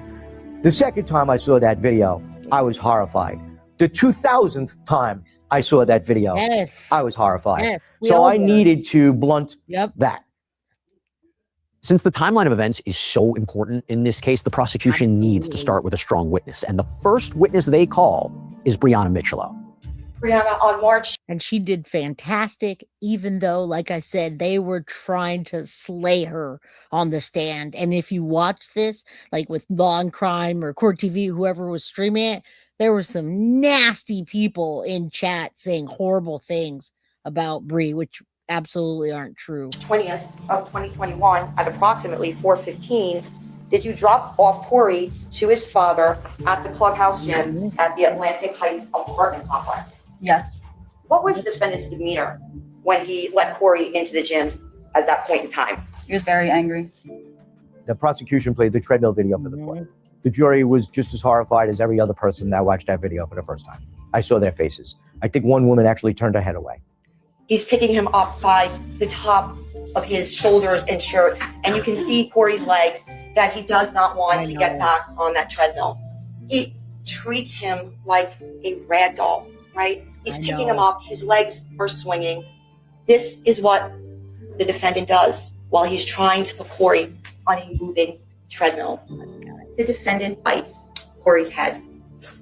Look at that. And they don't show it. Obviously, we don't even want to see that. I'm glad they don't. But that's one of the big key pieces of evidence. And it clearly shows abuse. But I mean, this alone should have convicted him. And then what happened after that? It's disgusting.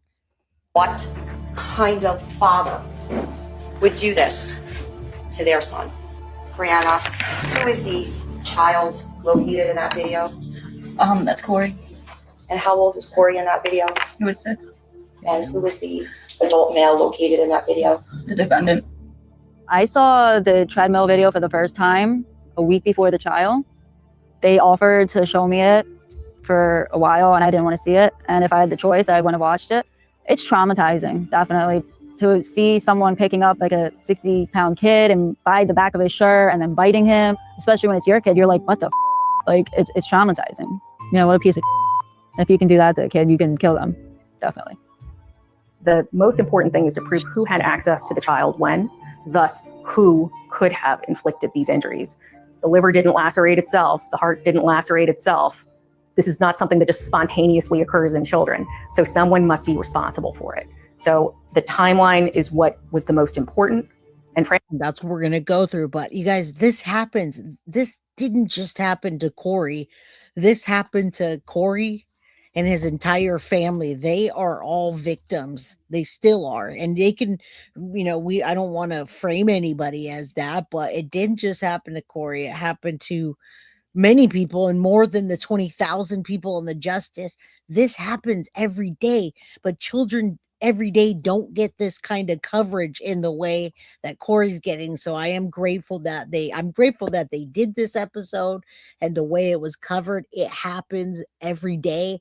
And every time I'm presenting an episode to you guys, more and more, I'm starting to notice that one key piece of evidence was not the way that a child died, but by sustained abuse on a regular basis. Pay attention. It's happening more and more. You'll see. All I have to do is cover one case next week with a child of abuse, and that's what the cause of death was sustained abuse over amount of time. That video was incredibly important. While you were with Corey, did you see any bruises on him? I did. Yes. And can you describe for the jurors the bruises that you saw? He had a bruise on his forehead, and it was very odd shaped, and it kind of looked like an imprint of something. And besides that bruise, did you see another bruise? He had one on his chest that looked like a scrape. What was Corey's demeanor when you spoke to him about the bruises that you saw? He just seemed upset and scared. Seeing the bruising on his body was shocking. I believe there were about 14 scratches, abrasions, contusions all over his body. The prosecutor then asks Brianna about this additional bruising that she saw on Corey a few days later. While Corey was at your home after the flag football tryouts, what, if any, bruising did you see to his body? He had a large bruise on his chest. It looked like fingerprint bruises all over his arms and legs. And he had it was very large on his hip on his side. What type of contact was allowed for first grade flag football? It's no contact.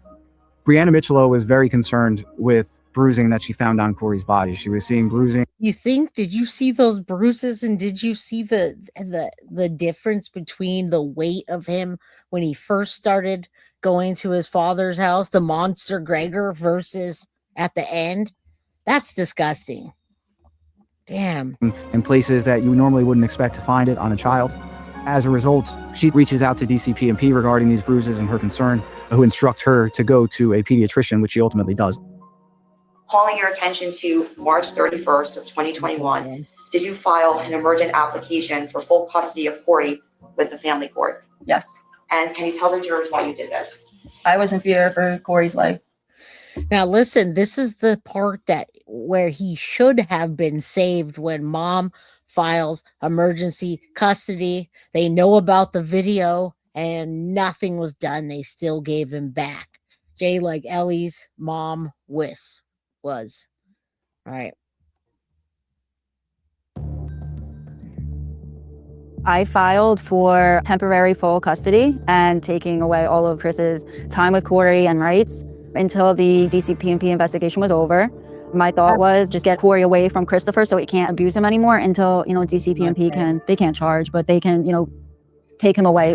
And I want to thank all of you for being here. I know this is not a case that, that has twists and turns, and most of you know about this. And if you don't, it's a hard case to take, but there's still 132 people in here. Please do hit that like button. Let's get this in the algorithm. Hype it if you can. Share it when we're done. Thank you guys. Appreciate it. We still have our goal up if anyone wants to help with that. Thank you. I appreciate you. Also, go sign up for our ghost account, which is below. Email me at guiltyofcrime.com, guiltyofcrimeby@gmail.com if you want to talk about anything. All right. Good to see y'all. Thank you for being here. Fully take away his rights. So that's why I went and filed. On April 1st, 2021, Brianna Micciolo learns that her application was denied. Yep. Still being concerned for this bruising, Rebecca and Brianna make an appointment for Corey Micciolo to see a pediatrician in Tom's River. Brianna, at the time, was allotted 3 hours to spend time with her son, Corey. That was her visitation for that week. So Brianna Micciolo is taking her 3 hours that particular week to take her son to the doctor.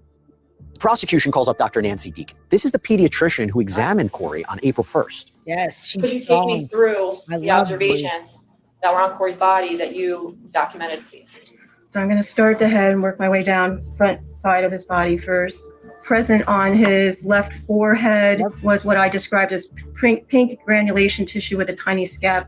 Second, there was a blue-gray bruise over his left cheek, and I'm pointing to the bone right here on his left side of his face. While at the pediatrician, Dr. Deacon reviewed Corey's body, and she actually completed a diagram with the different bruises that were happening on Corey's body, as well as the different stages of healing that they were in. So we were able to see that these bruises didn't happen from one particular event, that these bruises that happened seemingly at all different times was something that was ongoing in his life. 14. And everybody knew about it. Everybody knew about it. I'm going to go a little bit past this. I want to hear what they have to say, but I don't want to stay here for hours and hours. Hold on real quick. I want to see what the pediatrician says. They did blood work, they did x-rays, they said he was fine, but Corey told them that Chris was making him run on a treadmill and hurting him. So they just made an appointment for the next day with a forensic abuse expert. Here's the thing though, after being examined by multiple doctors outside of the bruises, Corey appears to be in good health. After the hospital, we were discharged. They would have to specifically be looking for something like internal bruising. And I don't think, that's not something you can really do unless right? He had a lacerated red liver. Much more than that. You saw the report. At about 1 a.m. We got home like 1:30. We went to sleep. Did you offer to bring Corey home back to Barnegat after Jersey Shore Medical Center? Yes. And did the defendant ever respond to your request to do this? No. Was there a scheduled appointment for April 2nd for Corey to see a CPC pediatric specialist? Yes. Did the defendant cancel?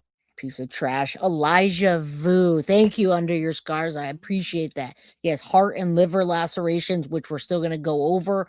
Elijah Vu from Wisconsin. Mom sent her son to her boyfriend to be a man and died at their hands. Smile, it's Friday. I know it's horrible and he shouldn't get a new trial, but they keep giving him extensions. Why is that? Why does the defendant have more rights? He has sepsis as well, which we're going to go over all of that. Thank you. They said that they actually did say that earlier about the sepsis, Tiff. At the very beginning, they said that. So we'll see. Let's keep going. This appointment. Yes. Could you take Corey to see the specialist without the defendant? No, he wouldn't allow it. What time did you and Corey wake up the next morning? Around 7:30. When Corey woke up, did you dress him? Yes. What did you dress Corey in? I put him in a sweatshirt, jeans, and sneakers. And what about his underwear? They were blue underwear. And what was the condition of the clothes that you dressed Corey in? They were clean. Brianna, of course, was a doting, loving mother. But the one thing to me as a parent that stuck out was she remembered exactly what she dressed him in when he was going over to his father's house. I mean, down to blue underwear. That is a salient fact for all the rest of the parents that are on the jury. When you went upstairs to eat breakfast in the kitchen, who was there? My mom and her boyfriend, Richie. And did Corey have breakfast? Yes. And did he eat? He did. And do you remember what he ate? He ate a bagel. Just real quickly, and welcome Saucy Skins CBD. I messaged you back. If you can shoot me an email, I definitely want to talk to you, Saucy Skins. So please message me back, guiltyofcrimeby@gmail.com. If you want to drop your number in there, I'll shoot you a text. Now listen, I know we're talking about Corey Micciolo, but of course all children matter. Elijah Vu was recovered September of 2024. The authorities charged his mom and the boyfriend in connection with his death. So initially they said he had disappeared. Elijah Vu had walked out of the boyfriend's house with the two big heavy doors. That never happened at all. All right. So if you also want to go back, I have a playlist for Elijah Vu. Yes, Saucy Skins. Yes. Yes, ma'am. You say, yes, ma'am. Yeah, shoot me an email and I'll text you. I'm very interested. And I got some ideas for you. So let's go. Thank you. I love you guys. I love your guys' support. I couldn't do it without you guys. So thank you. And a Gregor. Were you with Corey the entire time that he was eating breakfast? Yes. And can you tell the jurors what was Corey's physical condition in the morning when he was eating breakfast? He was okay. The last time I saw Corey was April 2nd. He ate breakfast and he was getting ready to go back to his dad's. Poor baby. I tried to get him to take my phone with him and hide it. And I told him when daddy starts beating you to call me or call the police, and he said he couldn't. Imagine how hard it would be to even tell a child that you know is not going to be in your care and you can't do anything about it. I told him to make a lot of noise to get a neighbor, and he said he couldn't. I don't know why, but I said, well, just be a good boy, which was probably making him think that he wasn't, and that's why this was happening. I didn't know what else to say, and I didn't think that that would be the last time I would see Corey, but it was. Can you please tell the jurors what the defendant texted you, including the date and the time of the text message? Yes, on 4/2/21 at 8:37 a.m., he said, I mean, considering you did kidnap my son for an entire day and night, the minimum that is happening is an entire day and night is going to be removed from your next visit maximum. Hopefully the courts will agree with my application this morning and you will lose all rights. And about what time did you get to the apartment complex to drop off Corey that morning? Around 9 a.m. And when you got there, where was the defendant's car? I'm not sure. It wasn't there. And did you text the defendant asking where he was? Yes. And what did the defendant say to you in regard to where he was? He said he was home. And before... I gotta say, Bree is one of the strongest people that I know.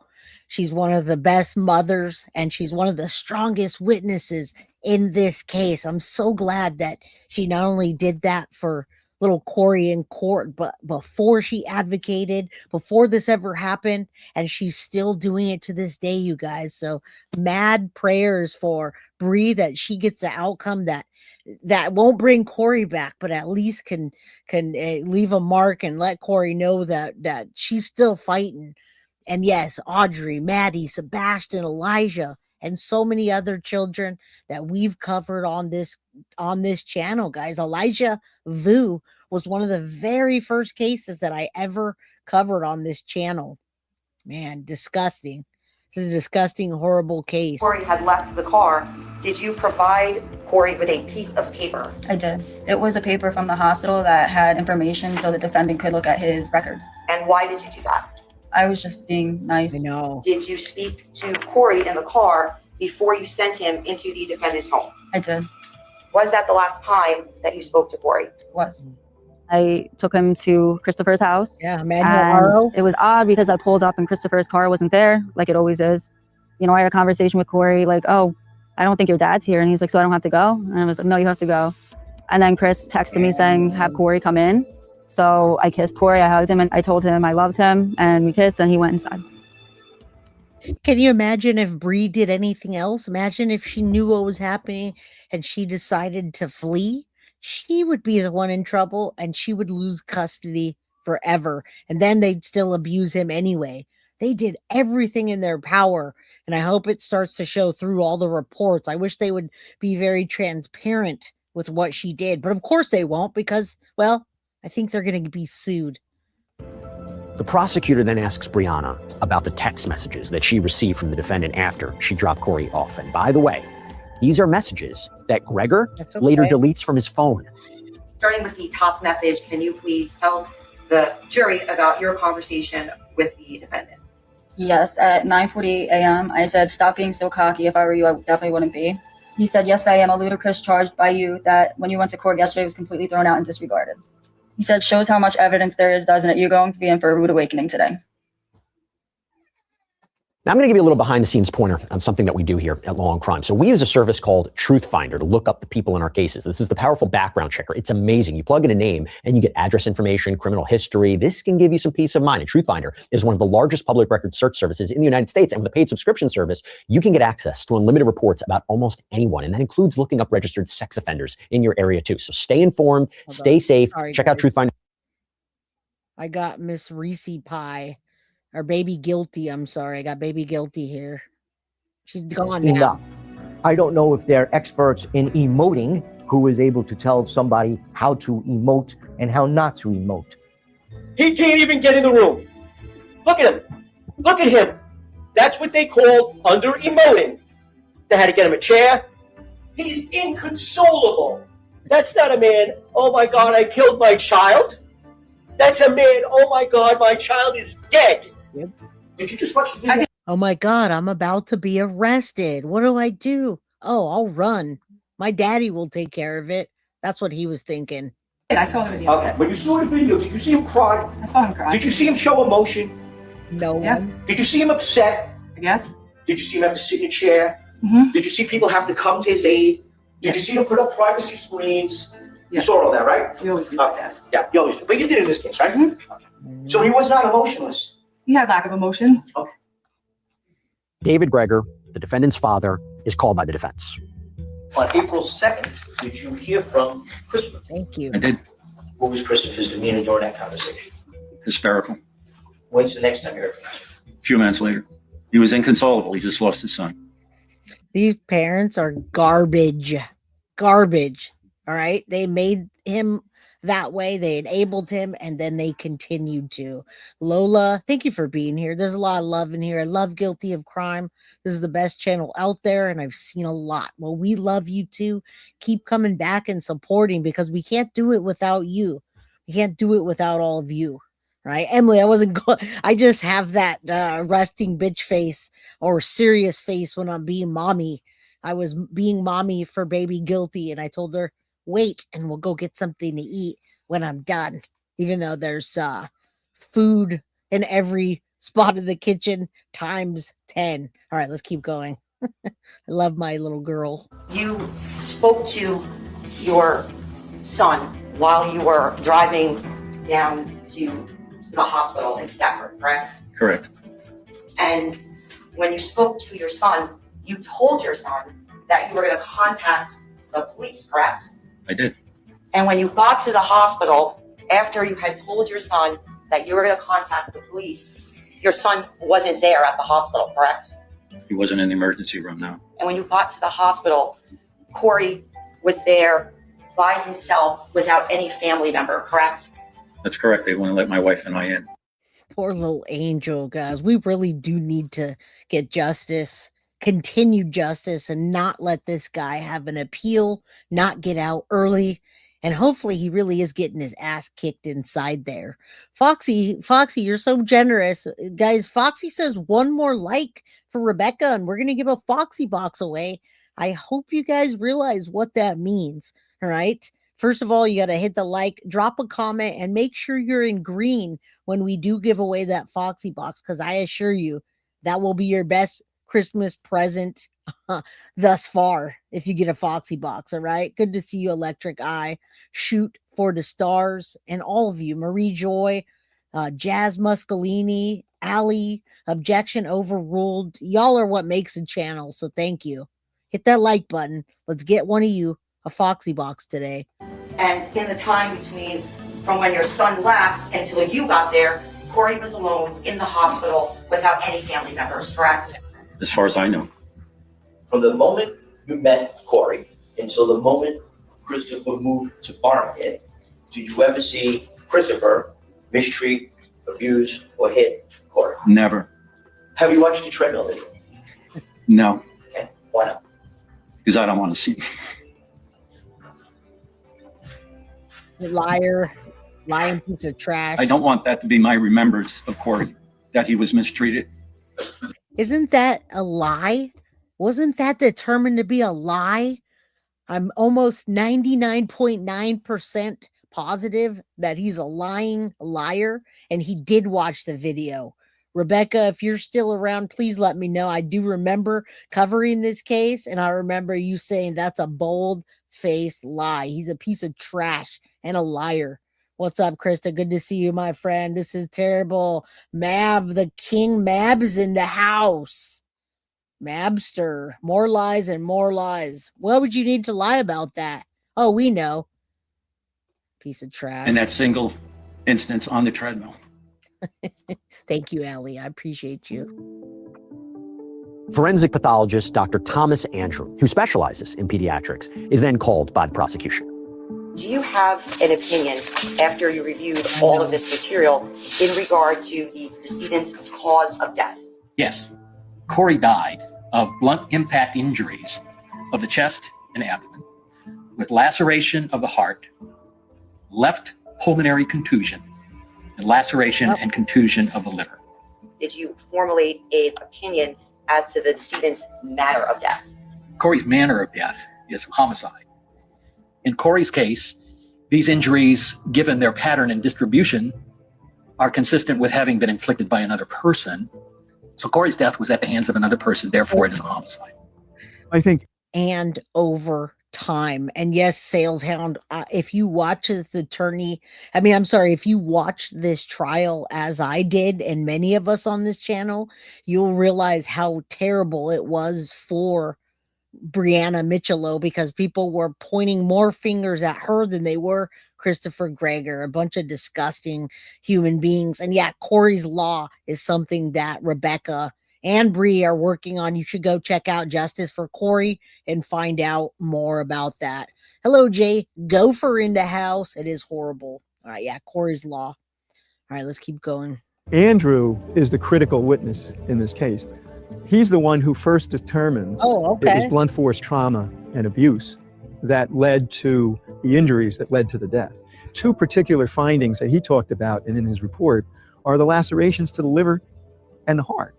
So he's got a partial thickness tear of the heart inside the left ventricle. Now, doctor, can you tell the jurors about the severity of the tear and the relation to thickness? This is a severe injury. This is an injury that triggered Corey's death. This laceration didn't go all the way through the heart muscle. It's not a hole in the heart. It's not a tear that goes through the heart. In this instance, in that it was partial thickness, his heart could, at least for some hours, compensate for this injury. So that's how this injury mediates his death. The heart tries to compensate, the heart eventually decompensates. And again, he's crying in his own, he's crying for himself. And Mab, this is one of the worst cases that I've had to cover. This was covered right around the time when I started filming, period. I was covering the Madeline Soto case and this and Sebastian.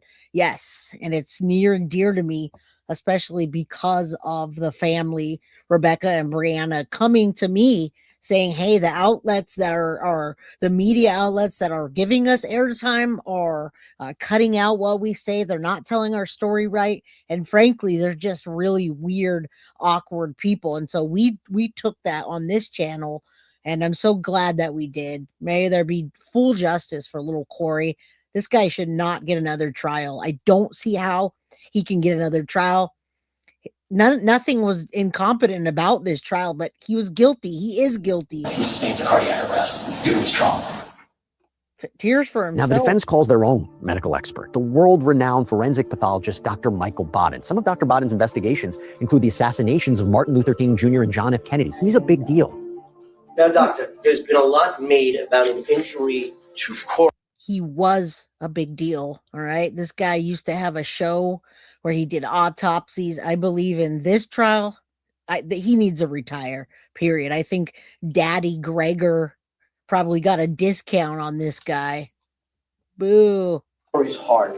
In the medical examiner's report, I believe it's described as a 1.5-inch laceration to the heart. Do you have an opinion as to how that 1.5-inch laceration to the heart occurred? My opinion is that that laceration occurred from continuous CPR, compression of the heart, that happens with sufficient compression of the heart.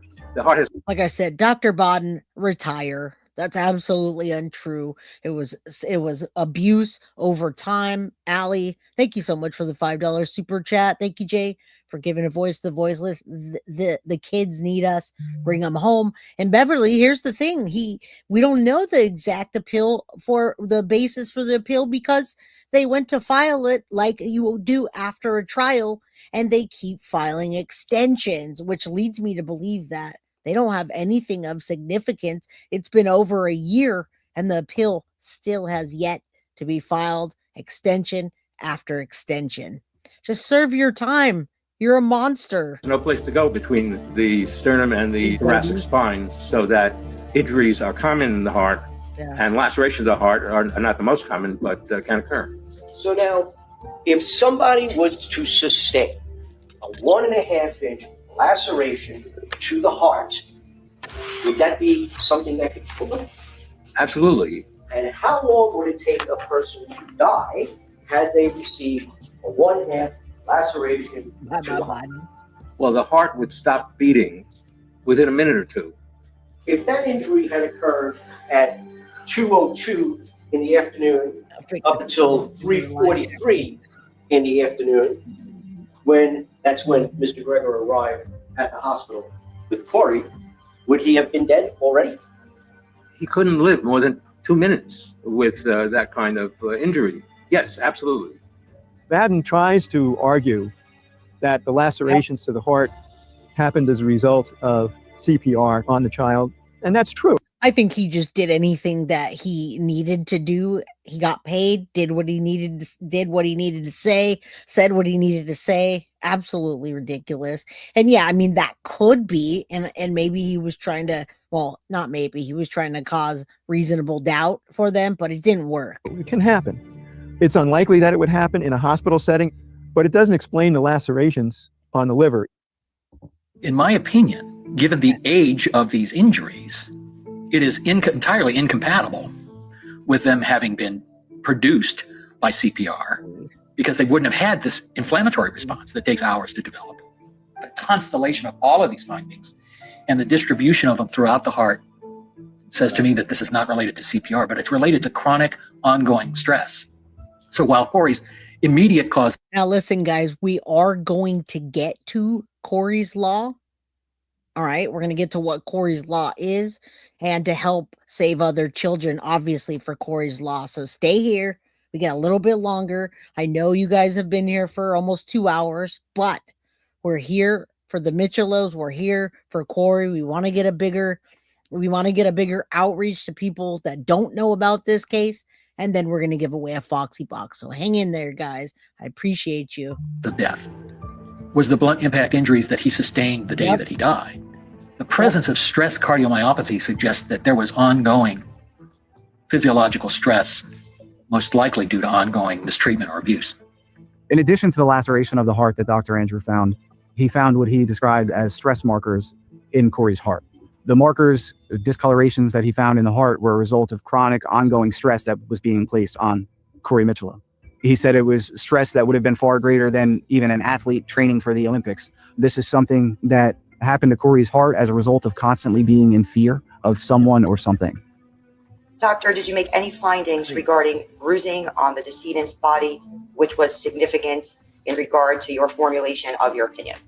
In assessing the potential for child abuse, it's not so much that contusions are life-threatening in and of themselves, but it's the pattern and distribution of injuries that suggest that a child has been mistreated. And Corey had contusions over a wide area of his body of varying ages, from under his chin, his head, his trunk, his extremities. There was one fairly large one just on the left side of his chest. So my concern was not so much with the severity of the bruising, but the pattern and distribution of the bruising as being suggestive of child abuse. The importance of Dr. Andrews' testimony is that it goes into critical detail of the timeline of injuries leading up to Corey's death. In my opinion, these injuries occurred at roughly the same time, and their age could have been as recent as 4 hours, but as old as 12 hours. Now, listen, Dr. Bodden could have done some real bad damage here, folks. He could have done real bad damage and caused Christopher Gregor to get off. I don't think he believed what he was saying, but I think what he was saying was what they wanted him to say for pay. So I hope he goes away, because he did a pretty terrible job, which I'm glad, but it's still terrible to hear those type of lies and try to get reasonable doubt in this case. Prior to when Corey actually died at 5 p.m. on the 2nd. In the initial findings by Dr. Andrew, he found that the time frame of that fatal injury occurred somewhere between 5 a.m. and 1 p.m. on April 2nd, 2021. The significance of that time frame is it's split in the middle, where we have 4 hours where Corey's under the care of his mother. We have 4 hours where Corey's under the care of his father.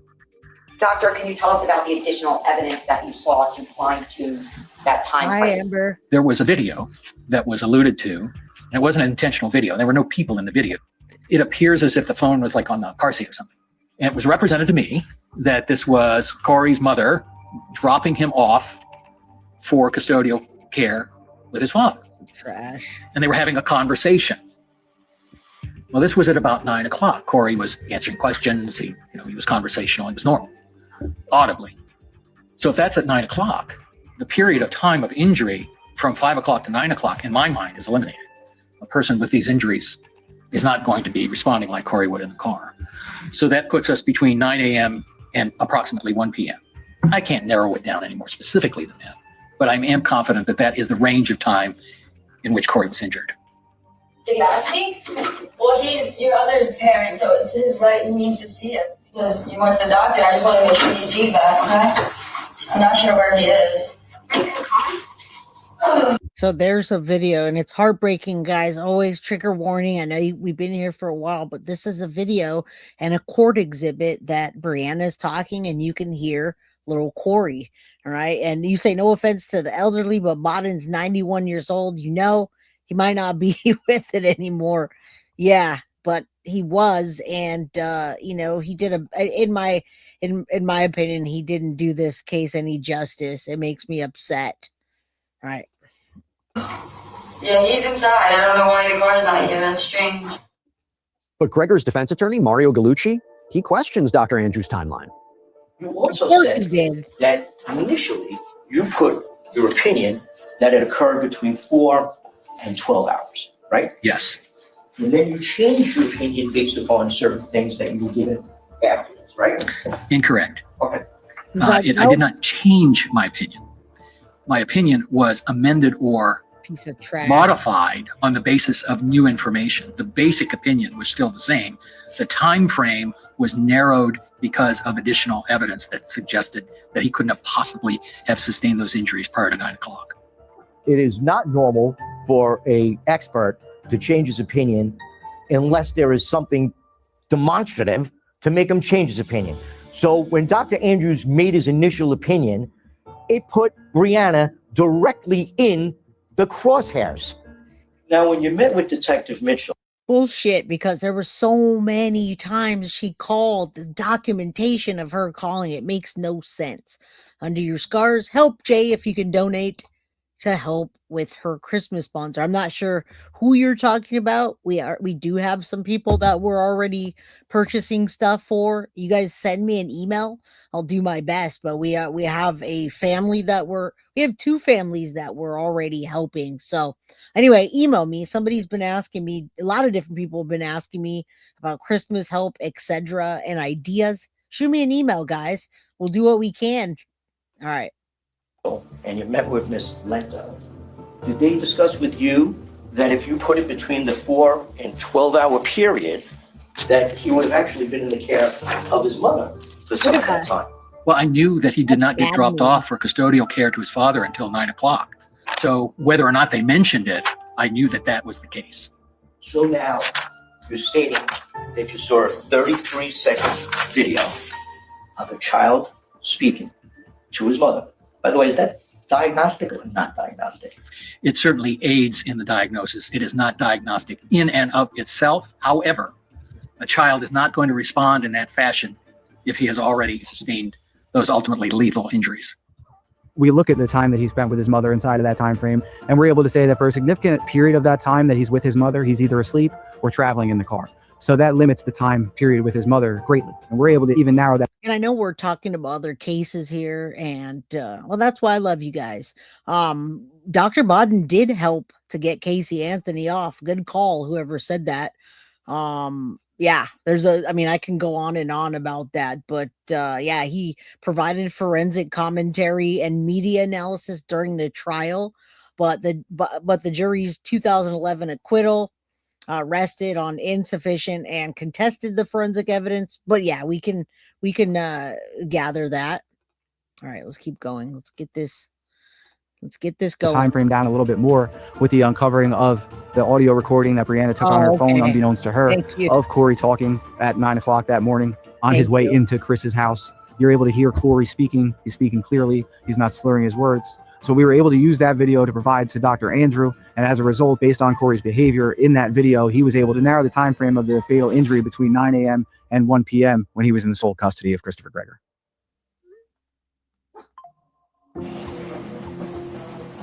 Now, the defense's medical expert, again, Dr. Michael Bodden, gives his opinion on the cause and manner of Corey's death.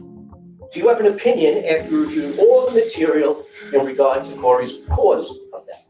I think that Corey's cause of death has been confused because of extensive injuries caused by the CPR process. But I do agree with the inflammation and sepsis part of his diagnosis.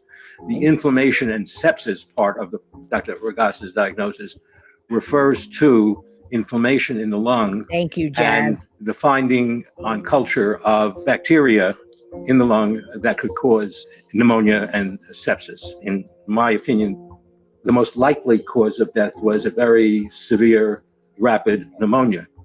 Did you form an opinion as to the manner of death? Well, my opinion would be that the manner of death, for all the information that we have, is natural. Dr. Michael Baden was trotted out by the defense as kind of a celebrity medical examiner. He testified in the O.J. Simpson case. He was, had he not been 1,000 years old now, and now they're talking about it. There's a lot of questions y'all are asking about Corey's law, about the people. Yes, it's all coming, and you can see what happened here. Wesley, I got Tiff, which is our mod in chat. She also does the merch store, so maybe she could answer you what the crime hoodie jackets. We have zip ups and hoodies and all that. Anybody that wants to know any of that, Tiff is the one that does the store, and she's in chat. Thank you. All right. Case. He is a big name in the forensic science community, and he testified that the child died of pneumonia brought on by sepsis. I think that the point of that was to say that, oh, the child had an illness. Pneumonia is fluid in the lungs, and the fluid that was there was blood because his heart and his liver were bleeding. So it was quite a clever way, I thought, to try to explain these injuries away and make it not Chris's fault. Did you make any findings regarding sepsis or infection? That issue came up on the initial examination. And based not only on the autopsy findings, but my review of the medical records, there's zero, not one scintilla of evidence of sepsis or any other infectious process there you go. in Corey's autopsy. A number of doctors testified here about numerous injuries to Corey's body. A bruise to his chest, a bruise under his chin, an abrasion to his hip, some light bruising on his back. Did you see those injuries? Yes. In your opinion, did any of these injuries have anything to do with Corey's death? They did not. Absolutely disgusting, in my opinion. All right. Hey, Jenny Machete, good to see you, my friend. Hit that like button if anyone rolls in that just came in today or right now. Bree, my heart goes out to you and always will. My heart broke upon watching the trial. And guys, that trial was hard to watch. It had me on the edge of my seat, not in a good way. I was very upset hearing this and the bad things that they had to say about Corey's mom, Bree. I never encountered racism on Jay's page. She wouldn't stand for it. Absolutely not. Yeah, there's no racism. If someone ever says that, it's probably a troll, because we're not like that around here. We don't do that. We don't take pleasure in other people's pain at all. Dr. Baden is probably the world's greatest forensic pathologist. He's been doing this for, I don't know, 200 years. He invented forensic pathology. Let's just say that.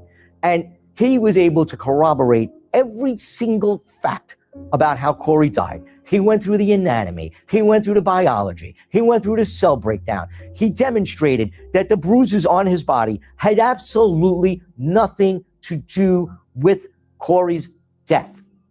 Dr. Baden's testimony, that was compared really with Andrew's. And that made it a little bit of a horse race at the end. Thank you. As the trial is now heading into closing arguments, this case is shaping up to be. Bree will drop the link for you guys. I don't know if she's making, sometimes Bree is modding. I mean, not Bree. What am I saying? Bree. Sometimes Tiff is modding. And when she mods, she's making orders or something like that. So thank you guys for your patience. We got some really good stuff up there right now. There's the link. It's guiltyofcrime.merch.square. Or you guys can just go right to guiltyofcrime.com. Easiest to remember, guiltyofcrime.com. And everything you could possibly want will be on that page. Mab says, I'm the darkest kid. I'm in the fam. You're from the milkman. Oh boy. Hey, I might be from the milkman too, because my brother is 6'2" and I didn't even make it to 5 feet. I'm 4'11", 5 feet with shoes. Hey, where's that milkman, Mom? A battle between the testimony of Dr. Baden and Dr. Andrew. Did Corey die from chronic abuse, or did he die from natural causes? And who is the jury going to believe? We all want justice for Corey. Justice is not convicting a man for murder who did not commit a murder. there's only one conclusion you could make. And that's the same conclusion Dr. Bonnet made. Corey died of natural causes. This is not a homicide. These are tragic. A 6-year-old boy dies of natural causes? I don't think so. Disgusting. And look at Bree right there. She's, and all of us, everybody watching this, of course, Corey's mom and Mo, we got your back, girl. We absolutely have that stocking stuffer deal left. You get a stocking with $25 and you get everything inside of it. All right. It's the perfect thing. All right. Yeah. The nerve. Absolutely disgusting. All right. Let's keep going. We're going to give away a Foxy box after this, guys. Chick. Hell yeah. Sad? Yes. There's no winner. She's sitting here crying. He's sitting here crying. There's no winner here. Corey died. That's it. There's only one verdict I believe we can come up with, and that's that Christopher Gregor did not kill or abuse Corey. Oh, you lying piece. This case is about punishment. On March 20th of 2021, Corey's mother brought Corey home 2 hours late. Corey was punished. He was put on a treadmill. Guys, we're covering the Corey Micciolo case, and Rebecca's here. Bree will probably rewatch this. It's on the Facebook page. I don't know what's happening in chat, but let's focus back on little Corey. T. Jones, thank you so much for becoming a member. I appreciate you. Yeah, we're all good, guys. No more racial comments. We don't want to offend anyone, even if it's just joking. We're covering a sensitive topic, and people are sensitive right now. So let's talk about either that or let's talk about everything else. Yes, this is the treadmill case, and I ask you, will Christopher Gregor get a retrial? He has been trying to get an appeal, and they keep extending the date for an appeal. I wish they would just deny it. All right, I haven't seen any comment. Yeah, I didn't see it either, Mo. I'm just seeing I see chat a little bit, and people are saying stuff. So let's just not. And Matt Rife, I do love Matt Rife, but he can be a little controversial. So that'll be something that we talk about on a different day.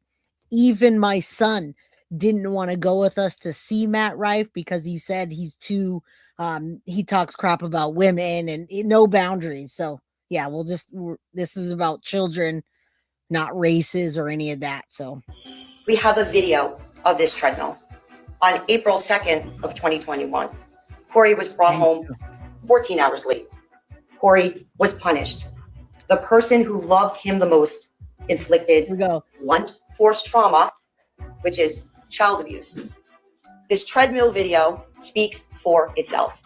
The treadmill, ladies and gentlemen, is the defendant's mechanism for abuse. You can use this video to show that what happened on April 2nd wasn't an accident or a mistake, right? So that's how these two things correlate. And in this court order, it says the court reviewed the letter of investigatory findings, right? And Brianna's request for custody was denied. What's really interesting about this is that the court did not have the video. The court only reviewed a letter. And Brianna did not receive custody. Certainly those of us who were parents. Yeah, we did a deep dive into this case, and I think you're talking about Christopher Gregor. Somebody went on a date with Christopher Gregor, and he tried to meet her at a weird location with no people. I don't blame. I'm sure that happened. All right, that's happened a lot. He's a piece of trash. He's very undeserving, and I think they should just freaking. They need to just deny the appeal. I see you. All right. Parents and who are trying and fighting for our child to protect them and make sure that no harm comes to them. And to be told this is the mechanism to do that. And then you go there. And then time and time again, and that mechanism does not respond. Yes. And then ultimately the very thing you warned it of happens. And that is tragic and it's devastating. Dr. Andrews' testimony proves that the defendant murdered his son, Corey. The cause of the death, as per the pathologist, was a lethal train of events, and without which death would not have occurred. A strike, a hit, that's what blunt force trauma is. Dr. Andrew is able to determine that these blunt force trauma injuries were inflicted on Corey between 9 a.m. and 1. So the laceration to Corey's heart and liver occurred roughly at the same time. The defendant was the only person who was with his son. And this part is very important. These are the closing statements, and then we're going into Corey's law, and then we're going to give away a Foxy box, guys. So thank you for hanging in there. Even I know this is unnerving. Some people, it's just too hard. Take a break if you need to. You said that guy sounds like a mobster. He thinks he was. He was actually trying to make himself sound like, oh, I'm a teacher that graduated. Well, in fact, he at some point was selling D-rugs, guys. So imagine that. When these injuries were inflicted, he was murdered by his father, the person who was supposed to protect him and take care of him the most. This case is about Corey and how he became the ultimate victim of the defendant's punishment and abuse. 6-year-olds just don't die. Nope. And neither did Corey. After strong closing arguments from both the defense and the prosecution, the jury begins their deliberations. All right, so we're going to get into that. We're almost done. Hang in there. Be cool. You guys don't have to be a guilty of crime member to win a Foxy box this time. So hang in there. Don't go anywhere. All right. It's all a free for all. Let's go. The jury went back into the deliberation room, and at that point, we realized that it's out of our hands, and we hope we did all we could to present this case in a manner that would serve some justice for Corey Micciolo. We were there when they were deliberating.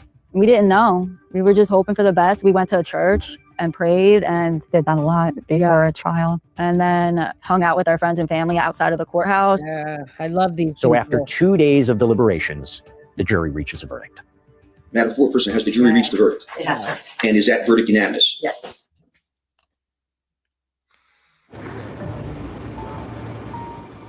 Ma'am, I'm going to read to you each count. Please give me the jury's unanimous response. 1, how do you find as to count 1, endangering the welfare of a child? Guilty. All right, here we go. We found him guilty on endangering, which kind of sucked because I wanted him to get a murder charge. And yes, Mab, all of the above, all right? He was obsessed with Bree. He wanted her. He didn't have her the first time by consent, and that's where the pregnancy came in, all right? All right. 2, how do you find as to count 2, murder? Not guilty. When they said not guilty on murder, Not guilty on murder. Devastating. I thought I had it in the bag.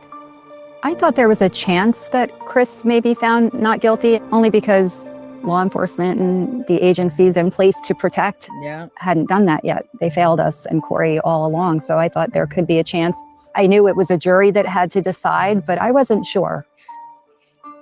How do you find as to the charge of aggravated manslaughter? Guilty. And you did not answer question 4? Yes, sir. Thank you, Madam Foreperson, to be seated. At this time, I'm going to poll the jury. Chris is not found guilty of murder, but is found guilty of aggravated manslaughter of a child and child endangerment. I think I was just grateful for the manslaughter conviction because, in the beginning of this whole thing, you were just thinking like he wasn't going to be charged with anything. And we've heard some speculation around here that something did happen to him in jail and they did some things to him when he got there. So we hope that's true. What's up, Annie? Jean, how you doing? Shout out. I'm new here. Saw you on Turtle Island. Subbed up right away. I'm so glad you're talking about this case. It sickens me.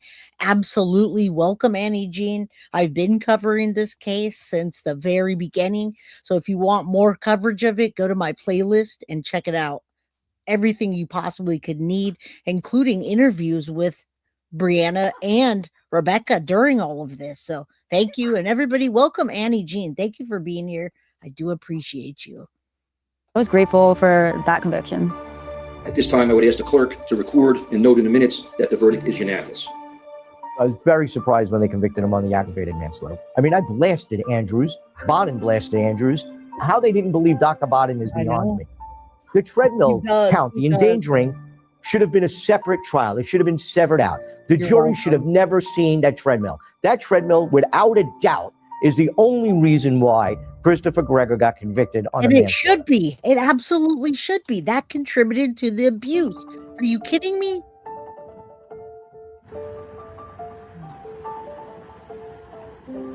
While everyone's out here sacrificing in the heat, I just want to say, hell is a lot hotter. Now, after not taking the stand during the trial phase of this case, Christopher Gregor finally addresses the court during the sentencing hearing. Mr. Gregor, sir, is there anything you'd like to say about yourself or your case? Just want to say thank you for the opportunity to speak today. And Brianna, we haven't talked since Corey passed away. This was complete trash, by the way. We covered this after, and I asked Brianna what she thought about this. And again, you'll have to go just check out the playlist. Absolutely disgusting. And this guy belongs in this as long as possible. The complete and utter lie. This whole thing is fake right here, by the way. With everything that has been said, I just want to tell you that I'm sorry that you lost Corey. He was, to say simply, your best. I know misinformation. I'm sorry we lost Corey, you piece of garbage. Did you hear what he just said? You're the one that killed him. You abused him to death. He literally said that, guys. For the rest of our lives. And the 2 years that I knew Corey were very difficult, but they were the greatest years of my life.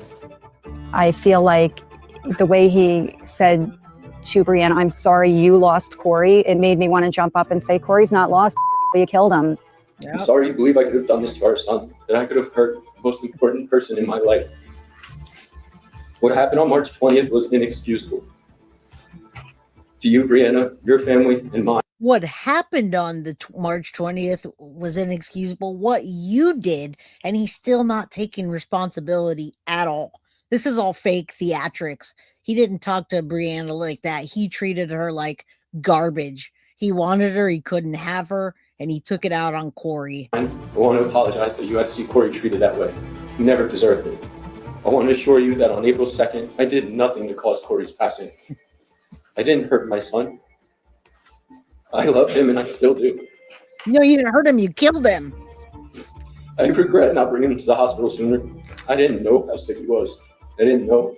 He wasn't sick, you were abusing him. What? And whether you believe Dr. Bodden or Dr. Andrews' version of the events, the outcome is still the same. Corey is gone. I understand you have a job to do today, Your Honor. I ask you to sentence me fairly, taking into consideration my entire life, and not just based on the 12 days. It was fake. He wasn't apologizing for anything. It didn't mean anything. It was bullshit. Before Christopher Gregor is officially sentenced, Rebecca and Brianna Micciolo deliver their victim impact statements. Your Honor, Corey knew he was going to die. On the Sunday prior to Corey's death, just 5 days before his death, Corey was at my house and preparing to take a bath. When he undressed, he was covered in bruises. I had to turn away so Corey didn't see the tears in my eyes. Once Corey was dressed, we sat in my bed. Corey looked at me and he said, "Hey, Gma, does God see what my daddy does to me?" I told him God sees everything. His voice got very low. He said, "Why doesn't he help me?" My heart was breaking as I told him that God was helping someone else who needed him more right now. That same Sunday, Corey was outside writing with chalk on the sidewalk. Later in the day, Brianna and I noticed that Corey had written, "I died," near our front door. Corey knew nobody could help him. He knew he was going to die, and he accepted it. Your Honor, my conversation with Corey 5 days prior to his death and the day of his death will forever haunt me. Please teach this. Oh, this is heartbreaking and disgusting. We're almost through it, but please go support Rebecca's channel. All right. Can you hear me now? Please. And we're going to get into the Corey's Law now. It breaks my heart as well. It has the whole time. Anytime I've ever covered this case. And hopefully the next thing that we hear about this case is that his appeal is denied. Exhaust all appeals. Let him serve his sentence. Man, that his actions have consequences. Corey wanted a daddy, but instead he got this monster, Chris Gregor. Your Honor, please give Corey justice today. Thank you. Your Honor, my name is Brianna Micciolo, and I appear before you today not only as a grieving mother, but also an advocate for justice. Corey was and still is my life, my world, and my everything. On April 2nd of 2021, I hesitantly dropped Corey off at the defendant's home, which is a mistake that will haunt me for the rest of my life. I kissed my son goodbye unknowingly for the last time. I wish I knew what was going to happen and I would never let him go. My new reality is explaining to my daughter what happened to her big brother and why he's... Remember, he has a baby sister now that he would be able to be there for. And yes, we're live, Melissa. Not here. I take her to the cemetery to see Corey every weekend. And at a year and a half old, she knows where Corey is, buried. It is heartbreaking. She sits and plays with the cars and toys we left there for him. Throughout everything he did to Corey, Corey still loved him. He looked up to you. And he still wanted to be, I'm sorry. And he still wanted him to be like a real father who treated him like a son. Instead of being a good role model for Corey, he decided to beat him to death. I hate you for not letting me say goodbye to my son, but I thank God your face is not the last one he saw. I'm sorry. Your Honor, Corey should be going into 5th grade in September, hanging out with his friends, playing sports and enjoying his life. Christopher robbed him of his entire future. I beg you to not allow this injustice to continue, and he must face the full consequences of his actions. Judge Guy Ryan doesn't just then hand down his sentence. He's got some words for Christopher Gregor. And I wish he got a heftier sentence, but ultimately he's got to serve at least 17 years before he can be considered for parole. He did get 25 years, and they did do consecutive, not concurrent, which helps a little bit. We'll see. I need to impose sentence. I'm also entitled to consider as aggravating factor 3 that the defendant committed these 2 separate acts on separate dates. That the treadmill video shows a callous display of the defendant towards Corey. And then after Corey falls repeatedly and then they walk out, there's no loving interaction. There's no pat on the back. Good job, son. There's no hug. Are you okay, son? There's nothing. So while I respect the character letters I received saying what a loving father he is, a picture is worth 1,000 words and a video is worth 10,000 words. Yes. So whatever happened that day, Corey was not receiving love or companionship or kindness or support. That was abuse of the most egregious sort. And it doesn't square with the defendant's statements today. On count 2, aggravated manslaughter, I sentenced the defendant to the custody of the Commissioner of Department of Corrections for a term of 20 years. On count 1, endangering the welfare of a child, a second-degree crime, I sentenced the defendant to the custody of the Commissioner of Department of Corrections for a term of 5 years. I conclude that count 1 and 2 should be consecutive. Anytime that we're able to convict someone of a homicide-related charge, in this case was the... So listen, nobody was happy about that. Nobody. However, it's a little bit comforting to think that even if he gets out in 17 years, he's going to be a lot older, it's going to take a toll on him, but let's not let him get out. Sale Hounds, welcome to the crime crew. Thank you for being here. So yes, he got 25 years, 5 years, and then 20 to serve consecutive, which means one after the other. Concurrent would have meant that they went together, and then he possibly could have been out in less, like maybe 12 years or even less. Now we're looking at 17 years before he can look at even talk to the parole board. Aggravated manslaughter. It brings a little bit of justice. However, there's no amount of jail time or anything that can bring back Corey Micciolo, that can bring him back into his mother's life. We do as much as we can, but we know that we're never going to be able to fill that void. So I have a fiance and my daughter. Everything's great, but you always feel deep down like something's missing. It changed everything. You know, my brother passed away. And I have to, be on antidepressants probably the rest of my life. I never returned to work after. Corey's uncle, Gino, my son, passed away a year after Corey. Gino was a struggling addict. He'd been clean for quite some time. Damn. But I think this might have pushed him over the edge. Gino and Corey should both be here today, and they're not. I tell my daughter about Corey all the time. She knows his name. We take her to visit him, at the cemetery. I just try to make her as happy as I can and be the best parent I can to her. Damn, man. This is where Corey's buried with his great-grandmother. They're together. And this is where we come to sit with Corey. We didn't want Corey to be alone, so it made sense to put him with my mom. When he first passed away, I was here 3 times a day. I didn't want to leave. Now, I would say weekly. I'll come on the weekends with my daughter. like every Saturday or Sunday. And then every holiday, of course. Every holiday, but Yeah, man. we used to bring like lawn chairs and just sit up here Yeah. and or a blanket and just sit here. And I'll tell you, I've had the most interaction with Rebecca since then, right? And she absolutely is correct. And she hasn't been the same. And I didn't know her before, but I've seen it progressively what has kind of happened. And he was 31 at the time of conviction, so he's roughly around 32 or 33 now. And yes, we're still live, my friend. We're going to give away a Foxy box right after this. All right. Happy birthday to you. Happy birthday, dear Corey. How we sing? Happy birthday to you. All right, blow it out. Pretend. Oh, yay. Thank you. Do you want to hold them? Damn. I don't want Corey to be remembered as the treadmill kid or the kid on the treadmill because he was so much more than that. That's why I continue to talk. I've written a book that's not published yet because I want to tell Corey's story. I want everybody to hear it. I hope Corey's legacy will be, we love his story to help other children, and I try to do that as much as I can. And we just want there to be awareness on child abuse. I want there to be awareness that CCPMP fails a lot of kids, and I think Corey would love for us to do that and to help other children. We're trying to get a law passed, what we're hoping will be named Corey's Law.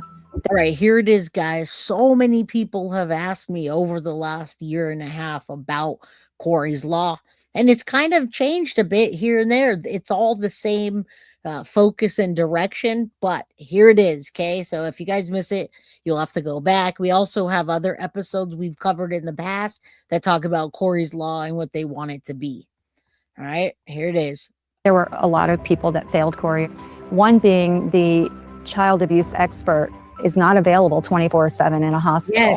Guess what? Abuse happens all the time, not 9 to 5. So I would hope that this law is put in place and it can save another child, because Corey would want to do that. He loved helping. He loved taking care of other people. What better way than to save a life? If we don't change the laws don't change. So Rebecca and Brianna have presented the outline of a bill called S4093 to a New Jersey state senator. And the 3 central pillars of this bill are A, mandatory immediate forensic examination in suspected abuse cases, B, independent interviews away from alleged abusers, and C, real-time cross-agency coordination between ERs, pediatricians, police departments, schools, and daycares. Brianna and Rebecca, they hope that by passing what they're calling Corey's Law, this can not only protect children, but potentially save their lives in future cases of abuse. All right, guys, we made it through this together, and I know it was ups and downs, and I know the feeling. All right, guys, I'm so glad that they're putting this together. I'm so glad that Rebecca keeps her channel up and going and doing the letters and writing a book, and I hope that Bree also gets the justice she deserves, and nothing's going to bring Corey back, but I do believe they need to be sued for what happened in all of this. All right, guys, much love to everybody that's here. Welcome new members, people that have been here since day one. We're now going to give out a Foxy box. Remember, this is what we're here for, is justice for Corey Micciolo. And this is the aftermath of everything that's happened in this case from the day it started until now. Children matter. All children matter. All right, let's give away a Foxy box now.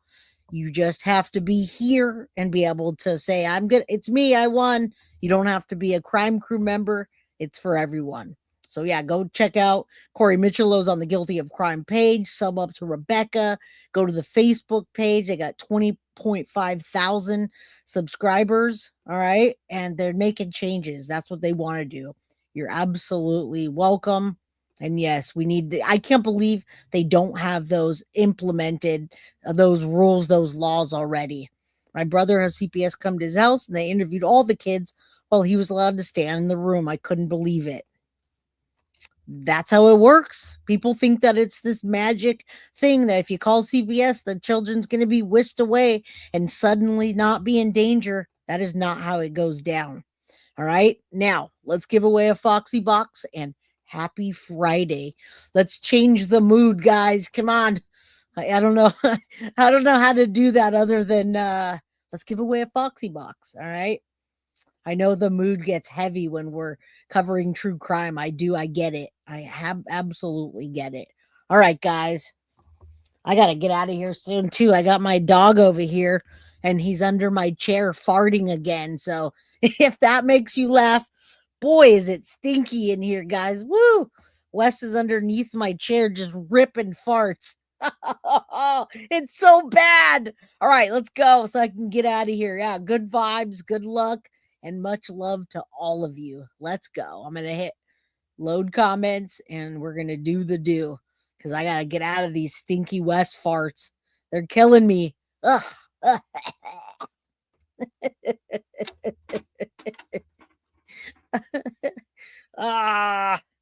Come on, Wes. Oh my God. Look at her butt. Oh my God, Becky, look at her butt. Sale Hounds, welcome is a new crime crew member and just won a Foxy box. Sale Hounds, I hope you're here. The Foxy box will not contain dog farts. I feed my dogs only the best food, literally only the best food, and it still comes out rotten. So, all right, we congratulations. Where is Salehound? Salehound is new to the channel, and I don't know what to do with that because I need to know: are you in the United States, Salehounds? That's the only thing that you needed to be was in the United States, and then I can get out of here with these dog farts. Man, my dog, he's 14 and a half. He's a 14 and a half year old Yorkie. So even when we of course we give him the best food, his farts still stink. All right, where are you at, Salehounds? All right, congratulations to you. Where's your email, Foxy? Can you drop the email? And Salehounds is in Michigan, baby. What? Michigan's in the house. California's in the house. Who else is in the house? Is Texas in the house? All right, we got Michigan. What else do we got? Come on, guys. Let's get hyped up. Laugh at me because there's dog farts under here. I'm trying to talk and I'm like, ah. All right. Guilty of prizes at gmail.com.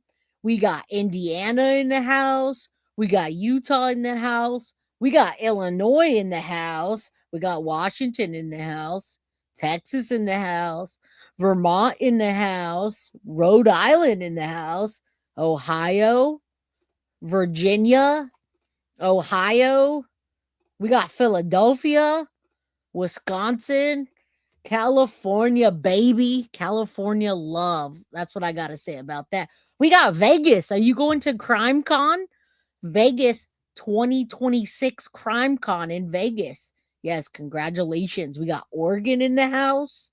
What's up, Locked and Loaded? Oregon, baby. We got Los Angeles, California in the house. We got the Bay Area, California in the house. We got Florida, South Carolina, Tennessee, Florida again, Los Angeles, California, Ohio, Colorado. Got a special place in my heart. And Bay Area, California once again. Indiana's in the house. We got Virginia in the house. We got Maryland in the house, Steph, Pennsylvania, Illinois, JD, Maryland. We got Jersey in the house, baby. Stephanie, what's up? KCMO, Kentucky, New Mexico, Illinois. I'm so ashamed. Ohio, we got Canada. We love Canada. Texas, more Florida, Texas, Maryland, Ohio. United States, we stand, baby. And if you're in Canada, it's all good. We love you too. All right. Mom's from Illinois. We got Colorado. Since got 3 different states. Steph, if she wishes she was in California, I love Cali, baby. I'm California born and raised. I'm spoiled. Baltimore's in the house. Indiana, more Florida, Amsterdam, the Netherlands, Europe. What is up, my girl? Wendy in the house. We got Tennessee. We got New York, Ontario, Canada, Maine. Y'all are from everywhere. We got Uranus, Miss Marshall says. Amsterdam. Damn. Nintendo. Central Cali. All right, guys. Mom, I love you. Good night. And WV in the house. All right, guys. We got a state of confusion. Apparently, somebody likes 420 up in here. Yeah, very sad story. I wanted to change the mood before we left. We got Jersey in the house. All right. I just wanted y'all to lighten the mood, never want to leave, never want y'all to leave feeling in a bad way, right? We don't want that. California knows how to party for sure. Not anymore. I'm a little too old for that, but hey, you know. I call partying sucking on a puffer full of nicotine. All right, guys, we're out of here. California does know how to party, and 420 is very welcome around here, especially in Guilty of Crime. Hashtag take your meds. Hashtag go 420 it up. We love you. We love Corey. Justice for Corey. You guys have a beautiful night. Stay safe, and I will see y'all next week. Good night. Love you all. Don't forget, like, subscribe, share, and if you have the opportunity to hype the video, please do so. Let's get it out there and go get yourself some fresh new gear at Guilty of Crime. All right. I love you guys, and I'll see you all next week. Love you too. Shoot for the stars. B2, be real. I'm in Cincinnati. I love California. All right, guys. I'm out of here. Love you, and I'll see you next week. Peace. Guilty of Crime. I want to thank you for watching. If you enjoyed my content, please share this video, like, and subscribe. You can also follow me over at Facebook, Instagram, TikTok, X, or Gmail. If you'd like to donate to my channel, you can use Cash App or Venmo or PayPal. Thank you very much in advance. Guilty of Crime. Are you guilty?